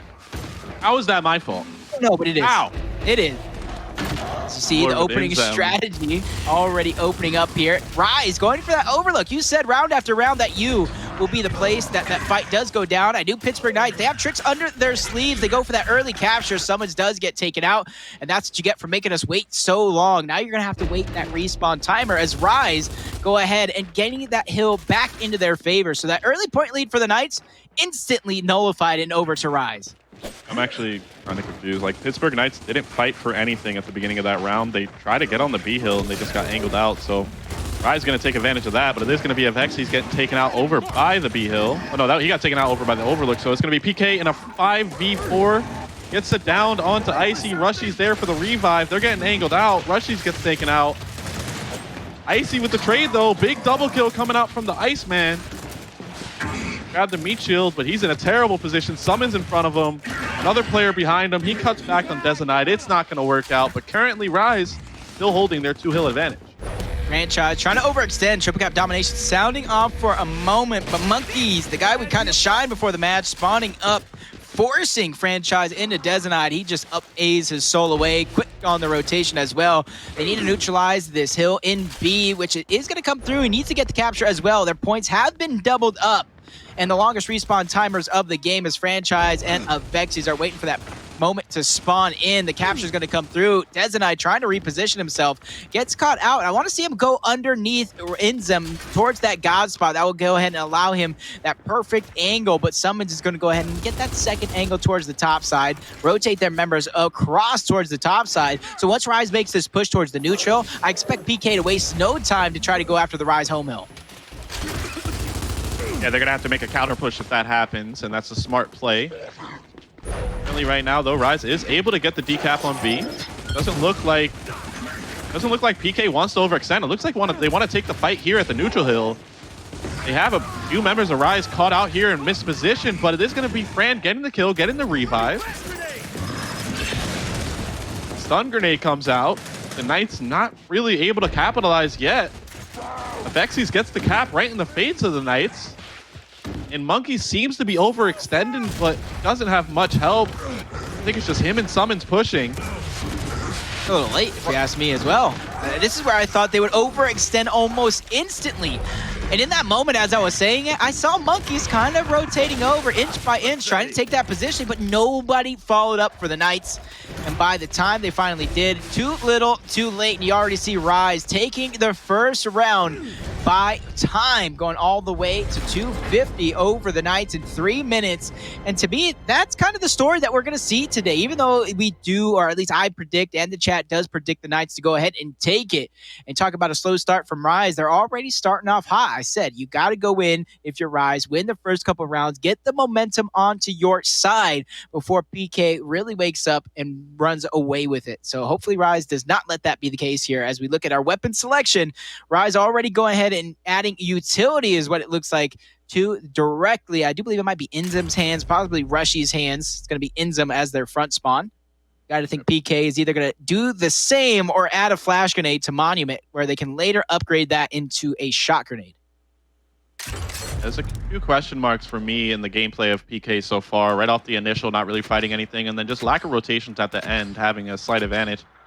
I'm not going to look into it too much moving forward. It's very early in this match. A lot of gameplay left to analyze. On to the second initial this time around. I'm expecting a huge bloodbath happening over by the U fight. Last time Rise got it pretty easily. We're on board with Desanite. Going to be him versus Inzem. Inzem getting aggressive. Going to push Desanite and the rest of Knights back. Ow. He is going to get down. Good bait and switch coming out from Desanite and Summons. PK getting all the kills over here by the Overlook. Last one alive is a Vexies. He's getting crossed out, and that's going to be a quick Pittsburgh Knights elimination victory No one able to spawn up for Rise, and good answer back from the Knights. So you're already seen it, a difference in strategies. 2 rounds in a row. Pittsburgh Knights, first round, going directly for that neutral hill capture. Both you and I kind of scratching our heads, didn't fight for positioning, didn't really fight for anything. Rise turned the tables and made them pay. Round number 2, they make a quick adjustment. They send their front spawn in identives up top towards the overlook. They want to get that positioning up top and kind of funnel the players from Rise in. You saw Inzum bite off more than he can chew, quickly got taken down. And from there, the numbers game from PK was just too much. So as this next weapon does get dropped, it's over towards the DB depot, getting ready for that drop shot fight that does usually take place over the U. So it's going to be interesting what tricks PK has up their sleeves yet again. I can see a down low push as long as they play for positioning, but with that extra flash, I can see them actually fight for the U and do a third different strategy in the 3rd consecutive round. Enough talk of fighting. Time for the If PK has one thing over a lot of their competition, it's they have a lot of different strategies that they're confident in pulling out at any point in time, throwing their opponents off balance, which is very smart. And as I say that, it's going to be Rise this time around, going for the neutral hill cap very early on. This is literally a strat out of the strat book of PK, so it's this time around Rise, and it seems like it's going to work out. They're able to get it down on summons. Don't get the kill, but considering Pittsburgh Knights weren't able to overextend immediately, Rise has a slight advantage. Look at Rush all the way over by the second half home hill area of PK. He's going to have to retreat and reset. Let's see if Pittsburgh Knights could punish this. Oh, he's so red right now. Are they going to be able to get the down? No, I do believe that was Dezenide missing crucial shots, but Monkeys are going to catch Fran out of position, catch him off guard. Icy, full red, gets caught out by Monkeys as well. 2 quick kills coming through. You see the rotation in the overhead map. Players from Rise scrambling, trying to make the perfect defensive play, but 2 players get caught out. That's both Rushman and Avexis. Triple cap domination sounding off. Franchise not only needs to keep this one going, he needs to trade off with some eliminations. They get the double down. Nobody able to help Franchise and clean this one up. So once again, it's down to the individuals. Iceman gets taken out. Rush is not close enough to get the touches. PK wins their 2nd consecutive round. So opening up on that one, Rise making some great moves, making some great rotations, but towards the very end of that one, PK putting a stop to almost everything, particularly Monkeys late into that one, getting a double kill. Yeah, I mean, if you're going to run a strat where you go for the neutral hill cap, you can't give the Knights the ability to get kills all the way on the other side of the map where there's really nothing to fight for. So that was definitely Fran and Icy getting caught out of position there. And as good of a team as Knights is, you get 2 free kills. That turns into 2 more. It turns into a 3rd. It turns into a trip cap. PK string together 2 rounds. Fast rounds, too. So you see the shot grenades making their appearance. This is where typically you do see a drop shot get placed towards the U, but I wouldn't be surprised either if it does not get placed out. Neither team wanting to put that big weapon down, putting themselves at a disadvantage for weapon placements. But on the side of Rise, once again, wasting no time going for that early neutral hill capture. But Raver and Summons working together. They're going to get first blood. They're going to get the 2nd down on Rushies as well. So as quick as Rise was able to get that capture, Pittsburgh Knights were able to get 2 eliminations, get the neutralization and capture of their own. So if they're able to hold on to this one, they're going to be in great position to set up defensively, be in the right spot, and even hold for these points. That's going to be crucial because now the position is over towards Rise. They need to count the numbers of defensive players set up from Knights and make their push. And typically, you do see a split push coming out, and there it goes already started. Split push going to go in act. Inzum gets taken out. Identiv's able to go ahead and finish that elimination. There goes another player walking into harm's way as Rushman meets the same fate. That's a double kill for Identivs as the Knights are beginning to heat up. Yeah, all Knights here so far in this round number 4, final round of the half. So, of course, Rise are going to utilize all the spawns that they have to their disposal. But, yeah, Pittsburgh Knights pretty much winning 2 team fights back-to-back. They're going to reap the benefits, which is a 2-hill setup. Rise once again in a position to try to retake any positioning they can, get any type of kills they can. The Knights seem to be playing this very well, though. But as I say that, Dezenite gets taken out. No trade coming out for the Knights. So now, somewhat of a advantage for Rise being in a 5v4 on the map. Idenaz just gets angled out, not even able to shoot back. Surely we're going to see Rise go for an overextension, maybe? The only thing I don't like about that, and this is just me being picky, is the fact that he had to use a flash grenade in order to get that elimination. There was 3 members of Rise there. Why aren't they trying to angle him out, save the resources, and get ready for the next push? Now there's no resources to counteract this one. Luckily for them, Franchise waiting in the wings, the elimination coming through. Members of PK are actually coming out on top. Destiny, the only one to fight away, get eliminated so far. So both of these players pushing across the middle. Rise trying to stay alive. Inzum doing a good job. He's able to get one, able to get the revive as well, but his teammates are falling, leaving him all by his lonesome. He needs to buy some time as his teammates go for a triple cap domination all the way around him. Even though he gets eliminated, he buys his team a massive amount of time. And if you look at the score, Rise had the lead, and they're getting themselves a bigger cushion. The win condition less than 30 seconds, and Rise will take it and tie it up. Yeah, Rush in a position here where he needs to fight his way out. Somehow he just pop shots over cover, one-shots Raver. Gonna trade some Lancer bullets with Monkeys. That was a big kill though, and look at that. Avexis cleans up the kill, and he's actually gonna be able to revive Rush. Pittsburgh Knights need to do something. They only have 5 seconds to touch a hill. Raver comes off spawn, and I think Rise is gonna tie it up 2-2. Seemed like Pittsburgh Knights were in a great spot that round until I don't even know what went bad for them. They lost a couple of engagements over by the U, but I think it was just the objective play from Rise, getting on the hills at the right times, and a huge play by Rush at the end. 2-2 here on Training Grads going into the second half. Yep. And have also been that early lead. You saw it early on. They got that capture, tried to get out alive. So there was an early lead over towards Rise as well, but you see the drop shot being placed. Did you expect that coming out from Rise? Oh yeah, I mean, Training Grounds has to have one of the highest drop shot placement percentages out of any map, and it always seems to be at the U. We've seen it over in that middle room under the Overlook a few times, but that's more of like an unorthodox strategy. So here we are. It is placed by Rise though, so we talked about it before. That's going to give the Knights a slight advantage when it comes to utility. This is going to be a bloodbath. Both front spawns going to the Overlook. Gonna be Inzem throwing a late stun grenade, but it's gonna be the Knights just playing very aggressive, pushing the front spawn of Inzem all the way back. Vexis trades and gets a kill. Now it's gonna be Inzem pushing back forward with 2 of his teammates. For a moment there, that was a huge support play coming through from Summons that backed off multiple members of Rise towards the top side. As soon as Summons rotates out, Rise wastes no time rotating over, getting all this positioning, all this real estate, forcing PK into rough spots.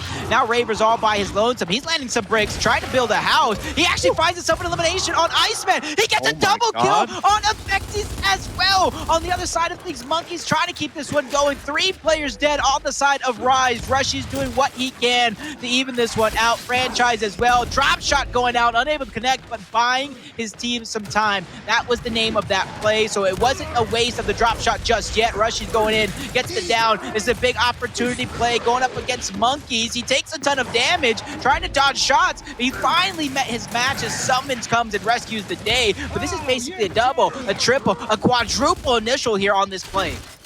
Yeah, this has just been non-stop action, and I still want to highlight that play from Raver. I have never seen a 1v2 work out so smoothly with a member of the one-person player, but beautiful plays from Raver, and it seems like the Knights just sprung into action after that. That is such a huge play for him to make. And you asked earlier, why use a stun grenade when you can angle somebody out? That's why you use a stun grenade against the caliber of players on the Knights. If you have a flash grenade, just use it to secure the kill. I don't care how much the numbers are in your advantage. These players are just way too good in some of these positions. Giving him an inch. They'll definitely take a mile. Flash grenade over the top. That was actually a well-placed flash grenade from Raver. Instantly take him out. He was the last player up for Rise. Win by elimination. Long respawn timers. 2 minutes and 7 seconds. 3-2 lead going over to the Knights. So now it's going to be up to Rise to answer back. They put that big power weapon down. They hard fought it towards that initial. I do believe it was even looking like they were winning. Rushies ended up with the drop shot, but just overall the strategy from PK held strong. So in this next weapon selection, I would predict possibly a halving of the shot grenades, but they're ready for the big game. They're ready for the long haul, knowing those instants towards the later half of this one could be the difference between winning and losing, especially if the battle goes on towards their home hill. This is going to be awesome. I agree. I mean, it always helps to have those incense, but it's a mid-round type of thing considering how far it is from everything else. Yep. Look at that, number 3 on the minimap. That's going to be Raver. He's going to have an early flank right now on Rise. He is going to be able to take out Avexis. Rushies does get the trade. Meanwhile, Fran got taken out. This is a slight man advantage, 4v3 advantage on the side of the Knights. You see the positioning, though, for Iceman and Inzem. They're going to be the first play. Inzem able to get it down. He's getting outnumbered. Rush goes for the flank. He gets taken out. It's all Knights on this initial. They're going to grab the drop shot, and the Pittsburgh Knights in a great position here around number 6. I'm just happy that Summons picked it up. I've seen Identiv shoot some questionable drop shots, and after fighting tooth and nail to get this, you don't want to waste them, but Fran catches Identiv slipping. Might have been asleep on that play. Franchise gives him a rude wake-up call, but he gets crossed out, almost taken down towards the low side. But that man advantage could have bought his team some time, but Avexi's meet drop shot, meet respawn as he completely gets shut down. Inzem meets the same fate as Pittsburgh Knights looking to gain themselves a huge lead. They got to know Icy's here somewhere. And that's where they spot him out. Monkey spot him at the last second. Misroll coming out. Iceman, they're going to be no more as the rest of the members of Rise scrambling around for some sort of hope, some sort of dreams to keep this one going. And at some point, Rise are going to have to concede this round. They're already investing so many respawns. Fran, the only one to not die, finally does get taken out. Rush on the overextension, gets a decap, gets away with his life. It's going to be Inzem backing him up. Knights are okay with this, though. They have a huge point lead. They have control of the drop shot. Dezenai picks up a kill on Inzem. Rush not able to trade it out. Huge double kill coming out from Dezenai, and it's been all Pittsburgh Knights in this round so far. Definitely, as they already have a doubled up scoreline, almost a tripled up scoreline from Rise, getting that second hill, trying to really put the nail in the coffin. You see multiple members of Rise choosing not to respawn back in. Big decision coming through is way by eliminations. Pittsburgh Knights now on map point. And I got to go ahead and ask you, do you agree with that concede? I know it was kind of out of reach to kind of fight back into this one, but is that the answer? Yeah, I mean, sometimes you don't only concede just because you don't want to use any more respawns, but you have to look at all the tools that the other team has at their disposal. Yes, they're up 80 points. Yes, they have full map control, but they also have a fresh drop shot coming. They have shot grenades. It's just not plausible. Save your respawn. Try to string together a couple rounds. Make sure you have the economy to do it. Rightfully so, Rise is going to have to give up that round. On to round number 7, though. Must win for Rise. Pittsburgh Knights looking very good here on training grounds, though. The pick of Rise. I'm honestly surprised right now that shot grenade has not been halved. But at the same time, on the flip end of that, I don't think these rounds have been going long enough to really make it worth the halving that it would produce. But on another initial here, Monkeys versus Avexi's with the shot grenades. Identity's the front spawn for PK. Not going up top, neither is Inzem. So both of these teams matching each other almost right down the middle on this initial. Rushy goes in, he sneaks the drop shot. Is he going to get out alive? That is the question. He escapes, taking a ton of damage. Nobody cleaning up just yet. Drop shot going out, unable to connect, but he lived to fight another day. So now this drop shot is that much more important here. It sends it out, and it connects. He actually kills Inzem. That's going to be big. Can Monkeys save Identims? No, he cannot, but with the turnaround, Monkeys trying to make something out of nothing here. He gets Rushy's full red, and he comes out on top. Monkeys does it again. Yeah, that was definitely a fight where Rush wishes he was able to hit one more shot. It's going to put Avexi's in a terrible position. Huge clutch play from Monkeys and Raver, the two Slayers on this Knights roster. Now it's going to be the second line of respawns coming out from Rise. They still don't want to give up this positioning, but Monkeys continues to slay out. He gets a double kill. He just packaged the heck out of the captain of Rise and Fran. And the Knights win another initial on the back of the top Slayer in the league right now, PK Monkeys. I want to know if Monkeys is going to stay alive here. Because if he stays alive, he has a 9.0 KD in this one map right now. And that is envy. Oh, you made me eat my words. Probably like 8.2 now, but he's still putting on a show. 15 eliminations, 12 downs, 4 deaths, 27 and 4 KDA, or 27 and 4 in terms of kills and assists to deaths, as PK are not stepping up off the gas. They want to close this one out. Monkeys does get shut down, so as soon as I give him some props, I might have cursed him. I might have been what Rise needs in this matchup. And one thing that's good for Rise currently, they have 2 hills capped. Someone overextended for Rise. Doesn't look like he has much of an opposition, but they're fighting now for the E hill. There's no drop shot on the side of PK. Dezenai misses a few shots. He's going to get punished for it, and now it's Raver trying to push up on Icy. Icy hits a nice up A, but it's not enough. Raver takes out Icy as well. He's going to leave him down, clean up the kill onto Avexi's. PK fighting for the new drop shot as they pick it up. It is going to be Monkey's big situation for Rush here. Smart on the Knights to go wide, not allowing Rush to get any close quarters engagements there. The drop shot comes out. Fran gets taken out. PK looking really strong to close out this first map. They're just going downtown. I don't agree with that one. But if you're feeling yourself the way they are, you kind of got to let them get away with it. As you see 2 hills over towards the Pittsburgh Knights. Monkeys knows his Lancer's there. That's that glitch Lancer from Gears Esports. Got to make sure I pick that one up. But now it's up to Rise here. You can't waste too much time. 2 hills over towards the Knights. 4 members with no extra respawns. Rush is the only guy with some extra respawns remaining. He has to be the tip of the spear. He has to be the first one in for this Rise squad if they're looking to make a play here late in the game. Running out of time. I mean, it comes down to this final push. They're utilizing all of their utility just to take this first cover. Beautiful team fire comes out for PK. Monkey's not able to pick up a kill there. Doesn't help too much. More respawns for Inzem here. He's going to have to be perfect. Rushies picks up a kill on Raver. That's 2 dead for the Knights. Summons cut back. He's able to pick up a huge kill on Lenny, aka Inzem. That's going to be it. First map goes in favor of the Knights. Prediction looking good here, Jacob. Definitely looking strong indeed. 30-6, and I count the assists. 30-6, 5.0 KDA for Monkeys in this matchup as Knights just steamroll Rise 5-2 in map number 1. He's saying, don't cry, babies. Don't cry just yet. You got another opportunity in game number 2. Don't go away, Mad. Just go away. That's what Monkey is saying. And yeah, beautiful stat line. I mean, we just talked about how Monkey has been performing at a ridiculous level as of late, and he just showed once again why he is the top Slayer in the league right now. MVP caliber performance so far for the player of Monkeys, but just so far the Knights just looking so strong, trying to get another win on their already close to perfect record here in the Pro League. You know, map away from winning our final match of the night. Yeah, I have this picture right after you guys had won your Vegas championship.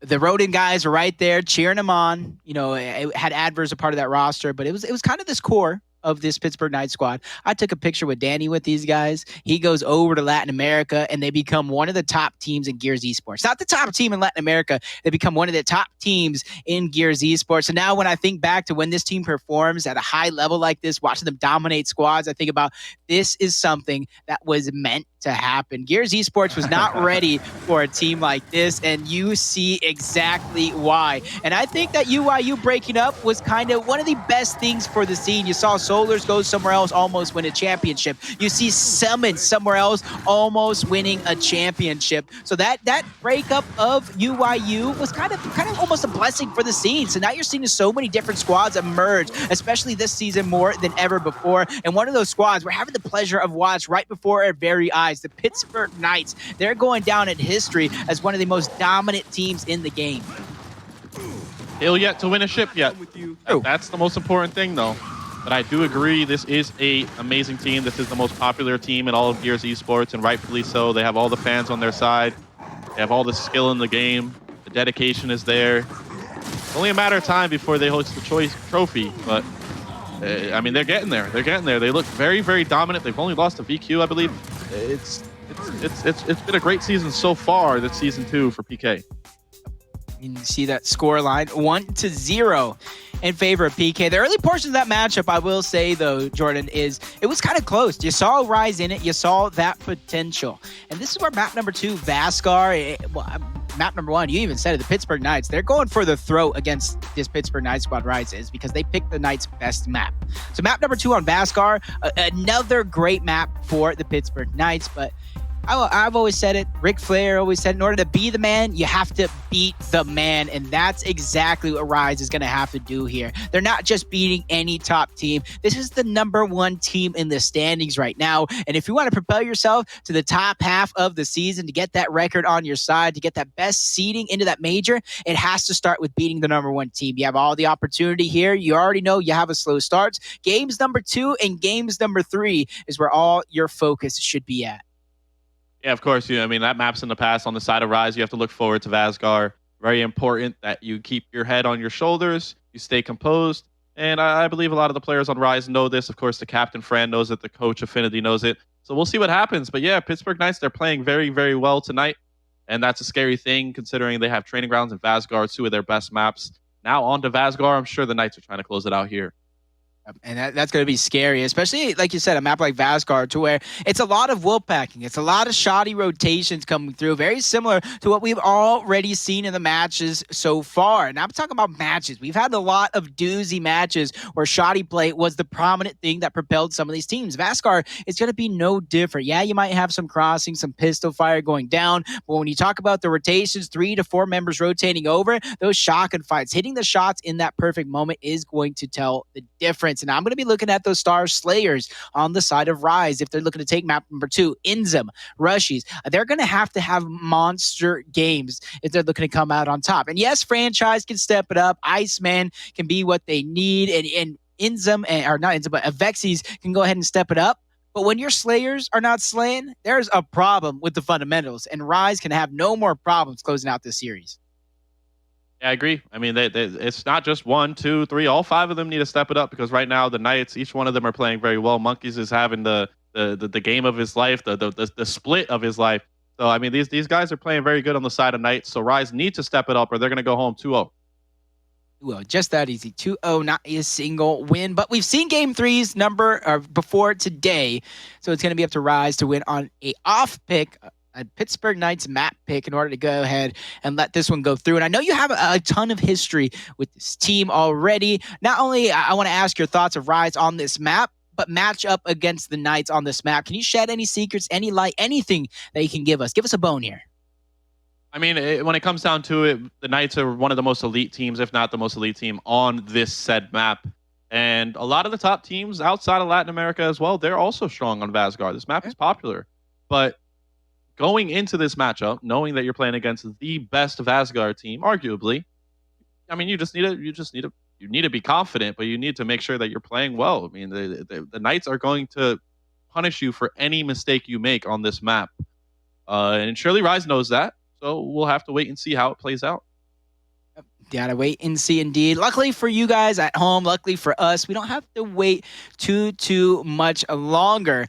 Waiting on just a couple of players getting into the game. We're waiting for that to get loaded up. As any final questions here, I want to see. I got a multi-time champion at my disposal, so I want to go ahead and pick the brain as much as I can. Any tips, any tricks going out there? So I want to go ahead and ask you. I know we're in Pro League right now, but let's take a step back. We got to talk about this challenger scene. What do you guys, for any challenger players out there that might be watching this, do you have anything to say to those players? I mean, this game is all about teamwork. I've been preaching that for my whole life. So, I mean, you got to find the right players to surround yourself with, people that you have chemistry with or have the ability to build chemistry with. And I mean, right now in the game, there's no LAN events, so take advantage of that. If you're an amateur player trying to get yourself to become someone that pro players are looking at least you don't have to invest in traveling across the country just to try to make some type of waves. Just make sure that you're playing the game, you're grinding the game, and eventually things can, turn your way. I mean, it's tough though. It's definitely tough to break out of the amateur scene into the pro scene. Only a handful of players have been able to do it successfully, but the time is still there. There's plenty of Gears esports left to be played. So just keep it up. Just keep grinding. I mean, I'm rooting for a lot of these amateur teams. I love the stories of these amateur teams turning into pro level teams like Carnage. I love seeing stuff like that. So, like I said, I'm on your side. I'm rooting for you. Yep, and we've seen it time and time again. I've said it, teams like Noble, teams like Carnage. There's so many opportunities out there for these these teams that are making a name for themselves, that are getting this opportunity through the Pro League. They started in the challenger scene. They started where everybody else realistically started. Everybody had to qualify for Gears 5 in the very beginning. I know 6 teams this season around got those direct invites because they earned it throughout competing. So if you're a challenger team, if you're one of those new players that really wants to see themselves in the Pro League, getting casted by some of the best casted former champions like Jordan right in front of us, like Colin, like Blaze, you can't give up. You need to piece it together. You need to work together as a full unit. Understand why plays are being made. Understand why your teammate might have lost an exchange across the map. And sometimes I always tell, and I know you're around when I've said it before, you could be the best player in the game, but if you're not making your teammates the best players in the game, your job is simply not done yet. So you guys win as a team, lose as a team, as Rise is looking to come back as a team and hopefully force a map number 3 as we make our way towards training grounds, waiting for one lonely soul to load into this game. And we'll get right into the action. Jordan, is there anything you're looking for on Vasgar? Any strategies to come out from Rise? Anything from Pittsburgh Knights? Any trick strategies or anything you might see? I mean, Vasgar is the type of map that, as unorthodox as it is, the gameplay, the meta of it hasn't changed too much. There's good side, there's bad side.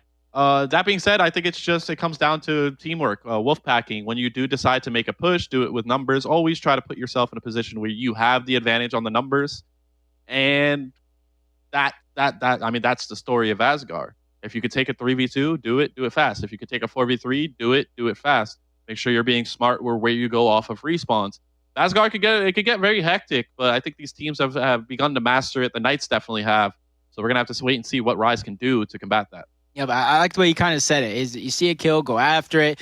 Usually, when you get eliminations, you want to go ahead and try to pair those together, so that way those eliminations are just not for nothing. But we're having some technical difficulties. I do believe a Vexi's game crashed. So just give us another moment. We're loading that lobby right back up. We're trying to get right back into this one. Pittsburgh Knights have that map number 1 victory. So this extra time could be exactly what Rise needs to recollect themselves. But as we try to fix these technical difficulties, get things underway, we're going to take a quick commercial break, but it's going to be a quick one. So make sure you guys do not go anywhere.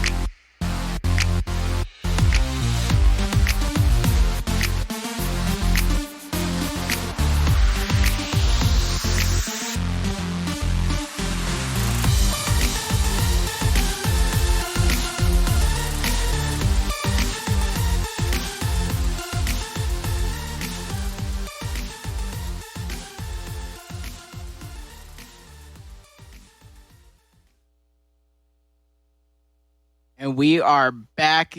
Little difficulties right there on the side of Rise. Vexi's game kind of crashed. Getting back into this one, but you got to go ahead and say that. Jordan, do you got yourself a Series X just yet? Do you have your no? Unfortunately, I do not, but I that- plan on getting one eventually. I agree. Christmas right around the corner. So if you guys have any Christmas lists being made, make sure you guys put that one on there because I do hear a little thing about gears running just a little bit smoother on that Series X. So make sure you guys want to wall bounce like the rest. 120 is the best. No, I'm just kidding right there. I made it at the top of my head. But as we get into this one, you guys already saw map number 1, Pittsburgh Knights taking that one over Rise.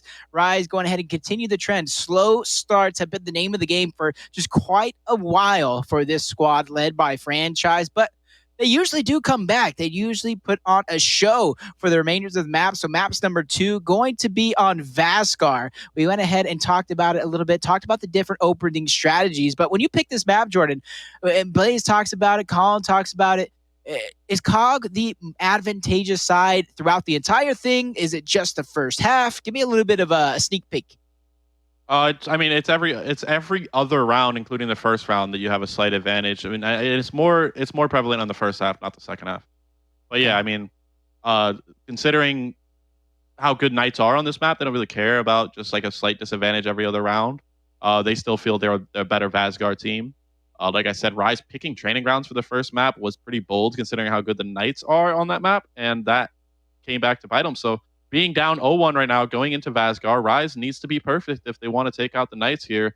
Best team in the league right now is the Knights, and they're proving why tonight. Definitely are indeed, and I like the way you said it, man. They're going to have a real test. If they want to come back, they have to win 2 straight maps, forcing a map number 3 on the way there. This is our match of the week. As we go right into the game, loading up Vasgar. Finally, Avexis is in this one, raring up, ready to go. You got Rise. You got the Pittsburgh Knights. A 1-0 lead for the Knights, so it's all on Rise. The pressure is beginning to heat up here as Rise. Now, you look at the opening strategy. Both of these teams kind of doing something a little bit different than what we typically see. Yeah, I mean, normally you would see Rise on the side of COG going right for the overextension. Instead, they're actually going to use their front spawns to push for the tank. The Knights doing their best to punish them for it. Monkey's going to put in some damage and then reset. Raver trying to work the flank, isn't going to be able to get it. He's going to cut across to the front. Now the members of Rise backing up a bit. Iceman has a nice angle. He's going to put in a little bit of Lancer fire. But both teams actually going to come out of that engagement without losing anybody. Very interesting there that nobody's able to pick up a kill, but Summons is going to get the first kill of the map against Rushies. Even if Xy's in a 1v2 situation, very unfavorable spot. He's going to get some of his health back, but he is going to get taken out, and that's going to be the Knights going for the overextension now. I love the way they just leave him there. You don't tap up in this new escalation, so he's kind of waiting for Avexis to basically kill himself. Whatever extra seconds it takes, that's the extra seconds of advantage they're going to get. So now we go ahead and switch on over. PK getting that 2 hills under their belt once more. It was Rise who had that early tick due to the strategy difference from the Knights. So now it's up to them here. So if you look at the overhead map, they have 3 players, or I should say 2 players set up over towards B, 2 players set up over towards A, waiting for Avexis to spawn in. This is the longest respawn timers of the game. So we have a 3v3 going down here on the A hill. Breaking is not the first priority. It's getting these eliminations. Rushy's going to start off hot, get that first one. Chain revives together as Rise going to go ahead and solidify this elimination, solidify the positioning. They're going to try and chase Identivs out. They're trying to gain more of this positioning, but Identivs is going to get caught out, taken out. It's actually, no, Monkey's gets taken out. Identivs eats the shot and lands a double kill, and that's exactly what you need from the king of Latin America. Yeah, that is a huge play right there. I mean, with that play alone, I think the Knights are going to take this first round. I don't think Rise is going to invest too many respawns into this first round. We'll see if Rushy spawns up. He does. So Rise still deciding to invest. I mean, outside of Rush, everyone else is pretty good on respawns. Nice flash grenade right there, stopping Rise Fran from getting that elimination. That's going to be the Knights with a 2-hill advantage and a 5v4 on the map. Pushing forward, but a little bit of a secret man coming out from Avexis. He's going to catch Identivs off guard. 4v4 on the map currently. Double kill for Avexis.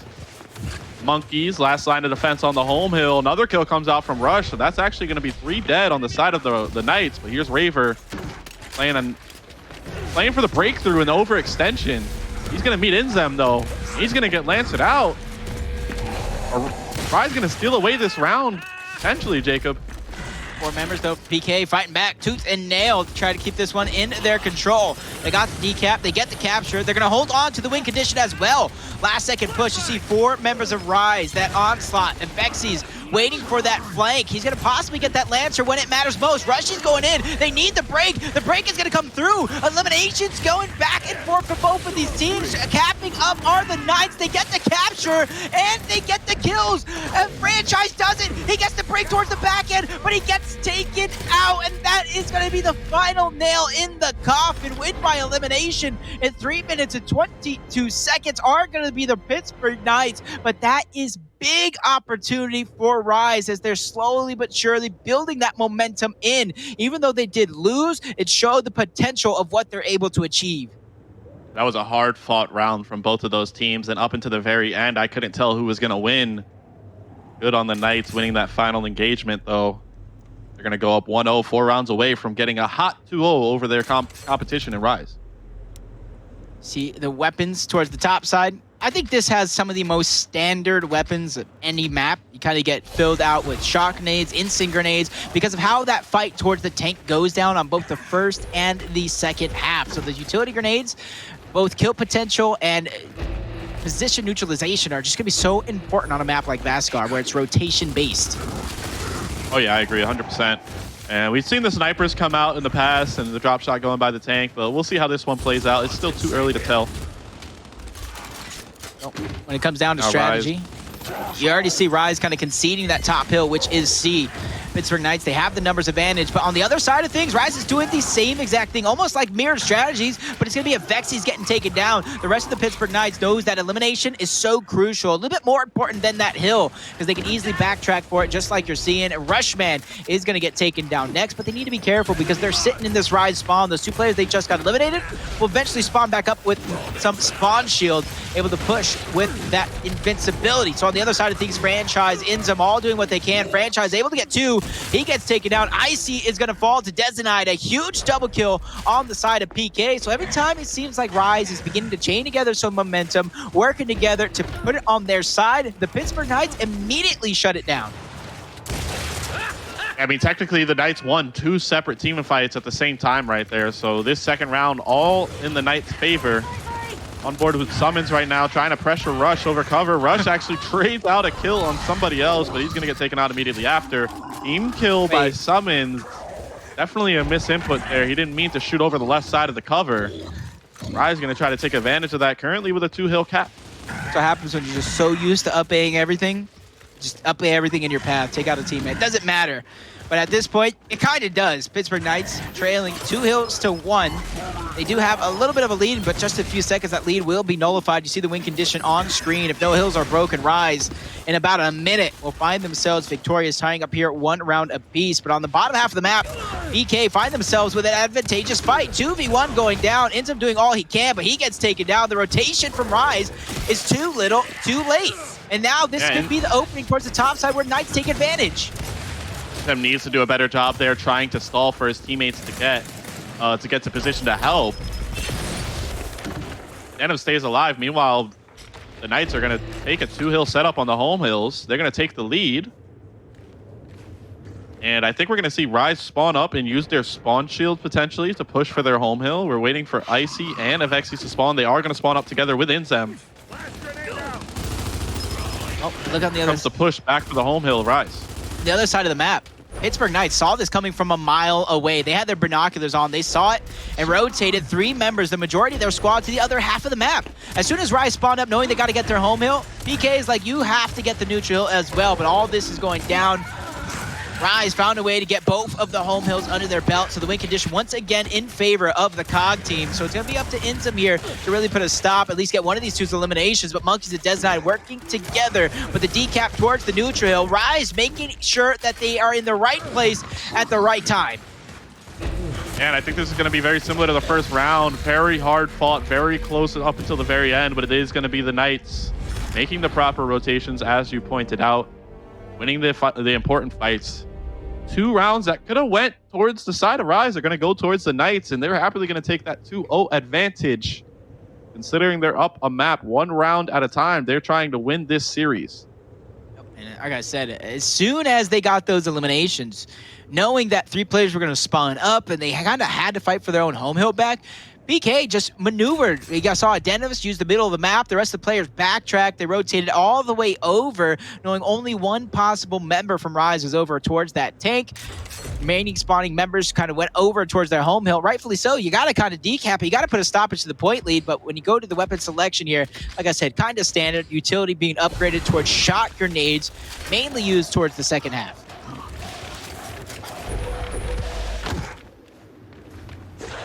Once again, Rise choosing to contest the neutral hill. And this is a somewhat unorthodox play. A lot of the times you'd see the team on the cog spawn just go for the immediate overscension and give up the neutral hill. Dennis is going to launch a shot grenade. This is going to put Inzem in a position where he has nowhere to run. He is going to have to hold this left hand. He's going to get stunned by that. He's going to have help, though, coming out from Fran, but he backtracks into a shot grenade. Fran gets taken out as well. Looking like a good fight for the Knights. Iceman is not able to get a kill before he gets taken out. And that is a clean 3v3 victory over by the tank in favor of the Knights. Not looking like Rise has any answers just yet. Avexis finds himself in a tough spot once more. Ton of damage being dealt out, but he met his match as Dezenide go ahead and trades off. Rushy's cleaning him up. So still a 4v4 going down right before our eyes, but Rise, they don't have a footing as something just completely demolishes Rushman. Abracadabra, you're gone. Inzem doing what he can. Revive's coming through, though. Fran's gonna clean that one up. 3v2 turned into a 2v2, but Inzem gets taken out. Revive unable to happen from Franchise, so it was a 3v3 coming down to a 1v1. And Identives does it again, putting Franchise on the back foot. Unfortunately, Rushy spawns up instantly, takes out Identives, holds on to the hill, which is absolutely needed on the side of Rise. Such a nice maneuver of the captain of the Knights and Identives. Beautiful play to chunk Fran there. He actually was going to push Rush too, and Rush just lancers him down, but after all that happens, the dust settles. Iceman is actually going to secure the B hill for his team. 2-hill setup here for Rise. Here comes the push. Dezenide versus Rush. Rush has some support fire. Dezo gets taken down, not out though. Nice team fire coming out from Rise. Across the map, Fran gets taken out. Esro comes out from Rush. He's going to get punished by Raver. Inzem gets a kill, but he gets traded out. The trades are working in the favor of the Knights. Definitely is, especially with complete misrolls coming like that from Rushies. This is where he's going to spawn back in. He's not saving any of his lives. Last respawn remaining. 2 of the biggest slayers in the lobby with both Inzem and Rushies on their last life. Identives gets taken out. Icy's going to go ahead and fall as well. Trades going back and forth. Avexis meets his demise. The score going over to Rise if they were able to hold on to these hills just a few seconds longer. Raver's going to be left there to die. The 2 players with no respawns are going to press forward. They want to solidify the home hill of Knights. It's absolutely needed. The score is basically even. This could be the final push coming out from either one of these teams. Summon's actually overextended. He's forcing... Summon's on the B hills in a 1v2 situation, but a huge fight coming out on the home hill. And yeah, Rush, Inzem, no more respawns in a 2v4 situation. Not a very favorable spot to be in if you're Rush and Inzem. Look at the score though, Jacob. Knights are going to have to traverse the map. They're going to need to break the B hill and the home hill of Rise if they want to win this round. Iceman in the 1v2 gets taken out immediately. The home hill does get decapped on the side of Rise, and that's going to be Knights once again winning in the later parts of the round in a very close round point-wise. And what's funny too is the points are close in each one of these rounds, but if you just look at the way the rounds are playing out, it seems like the Knights are getting what they want more often than not. And sure, the points don't really reflect it, considering Rise had a lead on the majority of that round. The Knights still have the control. They have the pace. They're setting the pace. They're winning more team fights. They're forcing Inzem and Rush to spawn over and over again, going into this 4th round now with only 2 lives.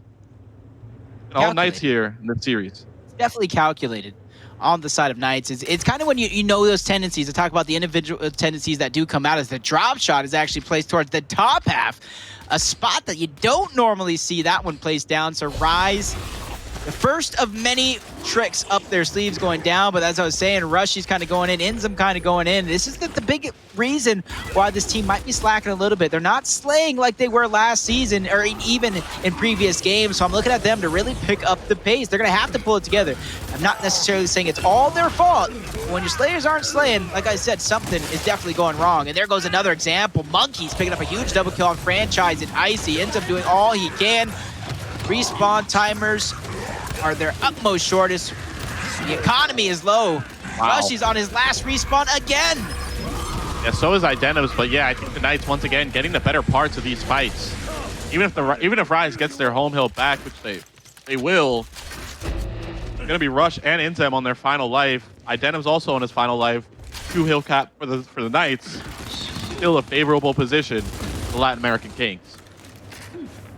I would say the difference right now is the 2 people with no lives on the side of Rise are the Slayers. They're not known as the support players. They're not known as the guys that'll sit back and let their teammates do the dirty work. With Identivs only having 0 lives, he's not scared to let his teammates do the dirty work, especially when you have MVP caliber players. You have former champions on your team. You have an up-and-coming god in Raver. So the push coming through for Rise. They need to make this one happen. Like I said, all without their big Slayers. Inzum goes down, almost looking a little bleak for Rise. But they're able to fight back, try to get this little bit of positioning, but they need more. They need to put a stoppage to the point gain. But here comes the push back, the counter push coming through from PK. They're going to go ahead and push these members all the way back. I do believe that's Iceman finds himself getting taken out again. It's not looking good, especially toward the later portion of this game. And Vexy's going to fall. Franchise gets taken down as well. Luckily for him, he did get revived, but now it's Icy on his last respawn remaining, and Vexy's will find himself in that same boat. Yeah, look at the score, Jacob. The Knights are currently in a position to win off of 1 hill. Rush gets taken out indefinitely, and this round, compared to the others, seems to go even more in the Knights' favor, going into the later parts of the round in a permanent 5v4. Every single member of Rise on their final respawn. The Knights just simply outslaying Rise here in Vasgar. Outslaying indeed. Another player falling to his death. Abracadabra. I'll make 3 players disappear. Icy and Vexy's the only hope for Rise in this round. And as soon as I said Vexy's name, he finds himself getting taken out. Icy here is eliminated. That's 5 dead. Pittsburgh Knights now 1 round away from taking this series and shutting out Rise 5-0. Yeah, I mean, I said the Knights are one of the best teams, if not the best team on Vasgar, but I was not expecting a 4-0 coming into the second half. But hey, the Knights proving once again why they are the best team in the game as of now, as of currently. Even deaths too on the side of Rise. All of them have 11 deaths. At least they're consistent in that factor. This is where it's really going to come down to. Rise, in my opinion, have the better spawn for this initial. I think they just need to send 5 people over, dominate for that drop shot, make sure they secure it, and piece it together from there. Because I think if they lose this initial, it's over. 5 has to be over. You got to send 5 over. Because what you're doing right now is not working. It'll be a 4v4. Rise is able to get it down. The revive comes out for the Knights. Maybe we're going to have an Insen, but that's going to be over in the 1v1 battle. That's a good start. Insen gets it down on the Monkeys. The revives come out. Great team fire coming out from Rise, but so far not able to pick up the kills. A missed drop shot by a Vexy's. I just see the thing just getting lobbed out of the sky. It's not a straight shot. It's just one of those bounced off a wall by mistake. So Vexy's with 1 drop shot left. They did get 2 hills. Franchise did get taken out. Long respawn timers here. They get this kill on Monkeys. That could be a big, especially a double kill as Identivs gets taken out next. Summers did get the down on Vexy's, but no one's there to clean it up. So Vexy's will get revived. But as I say that, Desidine comes out from nowhere. Sneaks through the middle of the map. Triple cap domination though for Rise. If somehow Pittsburgh Knights can prolong this round, that kill would have meant so much more, but that won't be the case. And Rise is finally on the board. They have woken up. Yeah, it's a big round to stop the bleeding as much as you can. I mean, if you're going to do a 5-0 comeback, you got to start somewhere. As we said before, the way the spawns work on Vasgar is it's lopsided. It's not in this it's not a symmetrical map. So going into this round, the Knights are going to have that same high ground positioning that we just saw Rise utilize to get so many downs, get the drop shot, and get the kills. Rush did win a 1v1 against monkeys across the map, which did help a lot. Let's see here, though. If you're the Knights, when do you use your lock? That's one question. Does it really matter when you lose it, or do you want to use it on a long respawn timer so when you do get those eliminations, you can get much more out of it? It's a good question. It really is. We'll have to wait and see if Rise even forced the Knights to use their lock at all. They would have to win this round first. And I would say maybe not this round, the round after this. If the Knights do lose it, they would use their lock. Rise getting aggressive over by the baggage area. It's going to be Inzem getting angled out. A shock's going to stop him. It's going to come down to these revives. We've seen Icy and Inzem if they can make it out of this. A couple revives come out. Avexis picks up a kill on Dezenide. It looks like Inzem and Icy are going to get taken out. Ooh, a little bit of a misplay by Raver. Surely he should have got one more kill. The kill feed lights up on the favor of COG. And Denim's last one alive. We'll say so far today, in the second half, sometimes the teams that are down that begin to piece things together. On the side of Rise, triple cap domination sounding off for a moment. Rushy's trying to reposition himself, but he bounces right back into the hill, forcing members to him, but a fresh respawn coming through from the Knights is going to catch Rushy's off guard, unable to get any chunks due to the invincibility. So now he's sent back to start. Longest respawn timers, or second longest respawn timers of the game. That's going to buy some Knights some time here to get in positioning, and they wasted no time at all. 4 members completely rotating towards the top side. They want to get this decap to come through. An instant placed onto the hill so it doesn't come free, and Inzem slaying out the MVP caliber player in monkeys, but quickly gets taken out by Raver. Back and forth action between two of these teams, but the upper hand has to go over to Rise here. Yeah, and Rise is deciding to overextend. New drop shot will spawn eventually. And this is going to be the Knights, who does have position over the E-hill and where the drop shot currently will be spawning. Where it's going to slow down just a little bit. 2 hills. Slowing down a lot of it. Like, you go over to Avexis and he's just completely frozen in place. That's because, look at PK, they're just waiting there. They have their respawn. They're trying to see if anybody tries to overextend. But the problem is they're wasting so much time. So that makes me wonder, are you going to concede the rest of this round, try to keep your respawn economy all the way up to 4 as much as possible? As you see, ends up spawning in late in the game. It's not going to affect him too much because he should go right back up to 4 as well. But Summon spawning in, he's going to go down to 3. He should go back up to 4 after this one as well. Addendum should get an opportunity to spawn back in. So it makes me think BK simply conceding this one away. And I don't disagree with it either. They're up 4-1. They have a massive lead. One round isn't going to make the difference just yet. But if this does go a couple more rounds, I might change my mind. I'm just sitting here laughing like Addendum's sitting in the spawn of Rise waiting for Inzem to spawn up, taking like an impossible fight against somebody that has a spawn shield. Just some goofy engagements going at the end of that round, but Rise staying alive 1 round at a time, now only down by 2. That's what you got to do. This is where, like I said, if I'm the Knights, I want to use my lock sooner rather than later because that makes each elimination that much more important. Rather than letting the game go on, saving that lock. But there possibly could be saving kind of like what you said, a Rise lock for lock, not giving Rise advantage in any of these rounds rather than trying to just solidify it themselves. As you see the half on the incendiary grenades, this is where it leaves the choice up to PK. Do we go and halve to 120, put an extra bit of utility directly into a player's hands, or do we go for the lock? I do think they're going to go for the halve or put extra utility in their hands. I don't think the lock is on their mind just yet. Isn't. Okay. We'll see how that lock works out later in the game. I just want to be right for once, you know? My predictions made me mad. I mean, I agree with you. Eventually, you need to use that lock. I mean, but the other team, in being Rise, is going to have to use theirs at the same moment. So, or vice versa. One team is waiting to see what the other team does. So now Rise, with the height advantage, we saw them cross a PK out 2 rounds ago in the same scenario. This time around, the Knights not giving any free damage to Rise. Sitting back, waiting to see if Rise is going to use their Incense. Here comes the throw from Inzem. It's not going to net a kill, and he's going to go down to the shock grenade again. We saw that happen over by the tank. Ow. Icy getting the revive. Big kill there from Icy. He only gets a kill and a revive. It is going to be Rushies and Fran getting taken out on the other side of the map.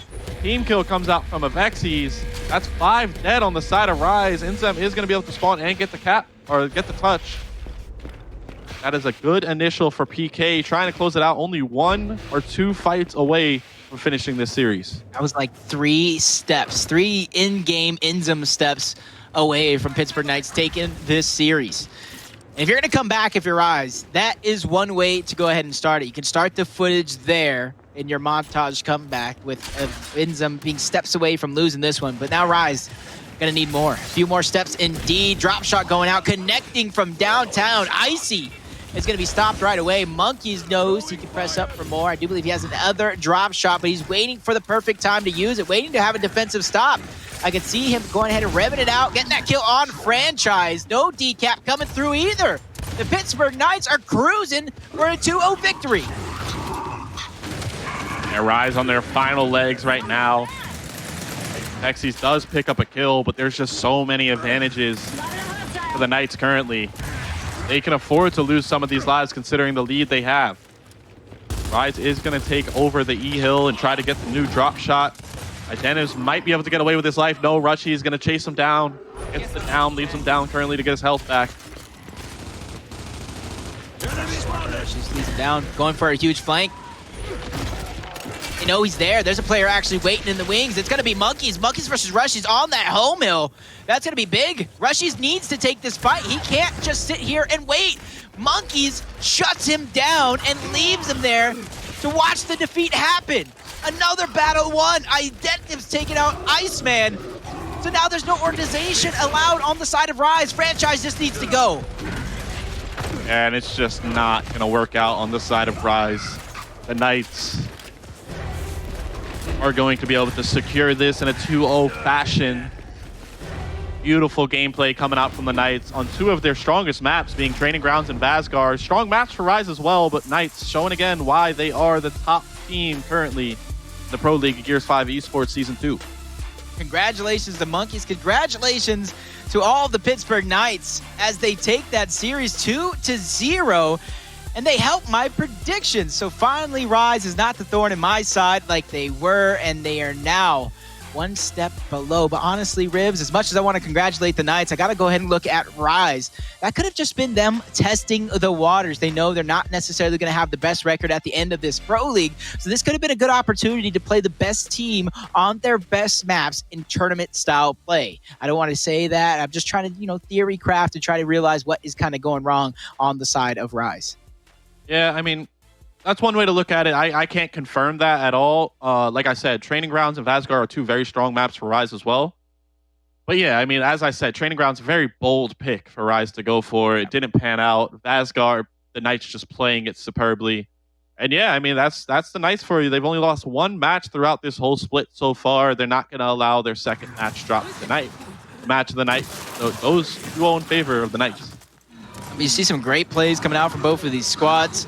Some of these rounds going down to the wires, even though the scoreline, what it was, if you watch the match, it was much closer than what the score would lead it to believe, but it was just answer by answer giving out. Monkeys, Identives, Raver, even Desanide, and Summit's just going off when they need it most. And realistically, that's what happens. You're wolf packing together, firing off on all cylinders, not letting anything slip through. Big drop shot plays like that, round after round after round. A 2-0 victory for the Knights. You see the maps are going to pop up right here. Training Grounds 5-2 in the Knights. Vasgar 5-2 once more. A 10-4 scoreline. And that is going to be the game. As like you said, Pittsburgh Knights are now 8-1 in the Pro League after 8 days of play. Very impressive stuff from the Knights, and they're solidifying themselves as the best team in the game. Currently, a month left of practice and whatnot until we play our major. The Knights sitting pretty right now. Best record in the league currently. Yep. So if you guys missed any of today's matches, I don't know what you guys were doing wrong. But we got you guys covered here. So go ahead and pull up the score for today's matches. And that's where I want to go ahead and ask you. We had a ton of exciting matches, some going down to the wire, some being more lopsided than others. But if you look at those score lines, even some of our side station matches, does anything pop out to you? Not necessarily. I mean, a big win, a huge win for Carnage over Rebel. That was such an exciting match, literally going to round 9. Vanquish taking out People's Champs, very standard stuff there. 2-0 for Noble. As I said, they're one of the teams I'm looking at right now as playing at the highest level despite their record not being what it could be. Hive getting a 2-0 win over Apricity. And then, yeah, I mean, the one that stood out the most for me, obviously Fire N Ice taking out UYU. That's expected right now of Fire N Ice, considering how good they're playing.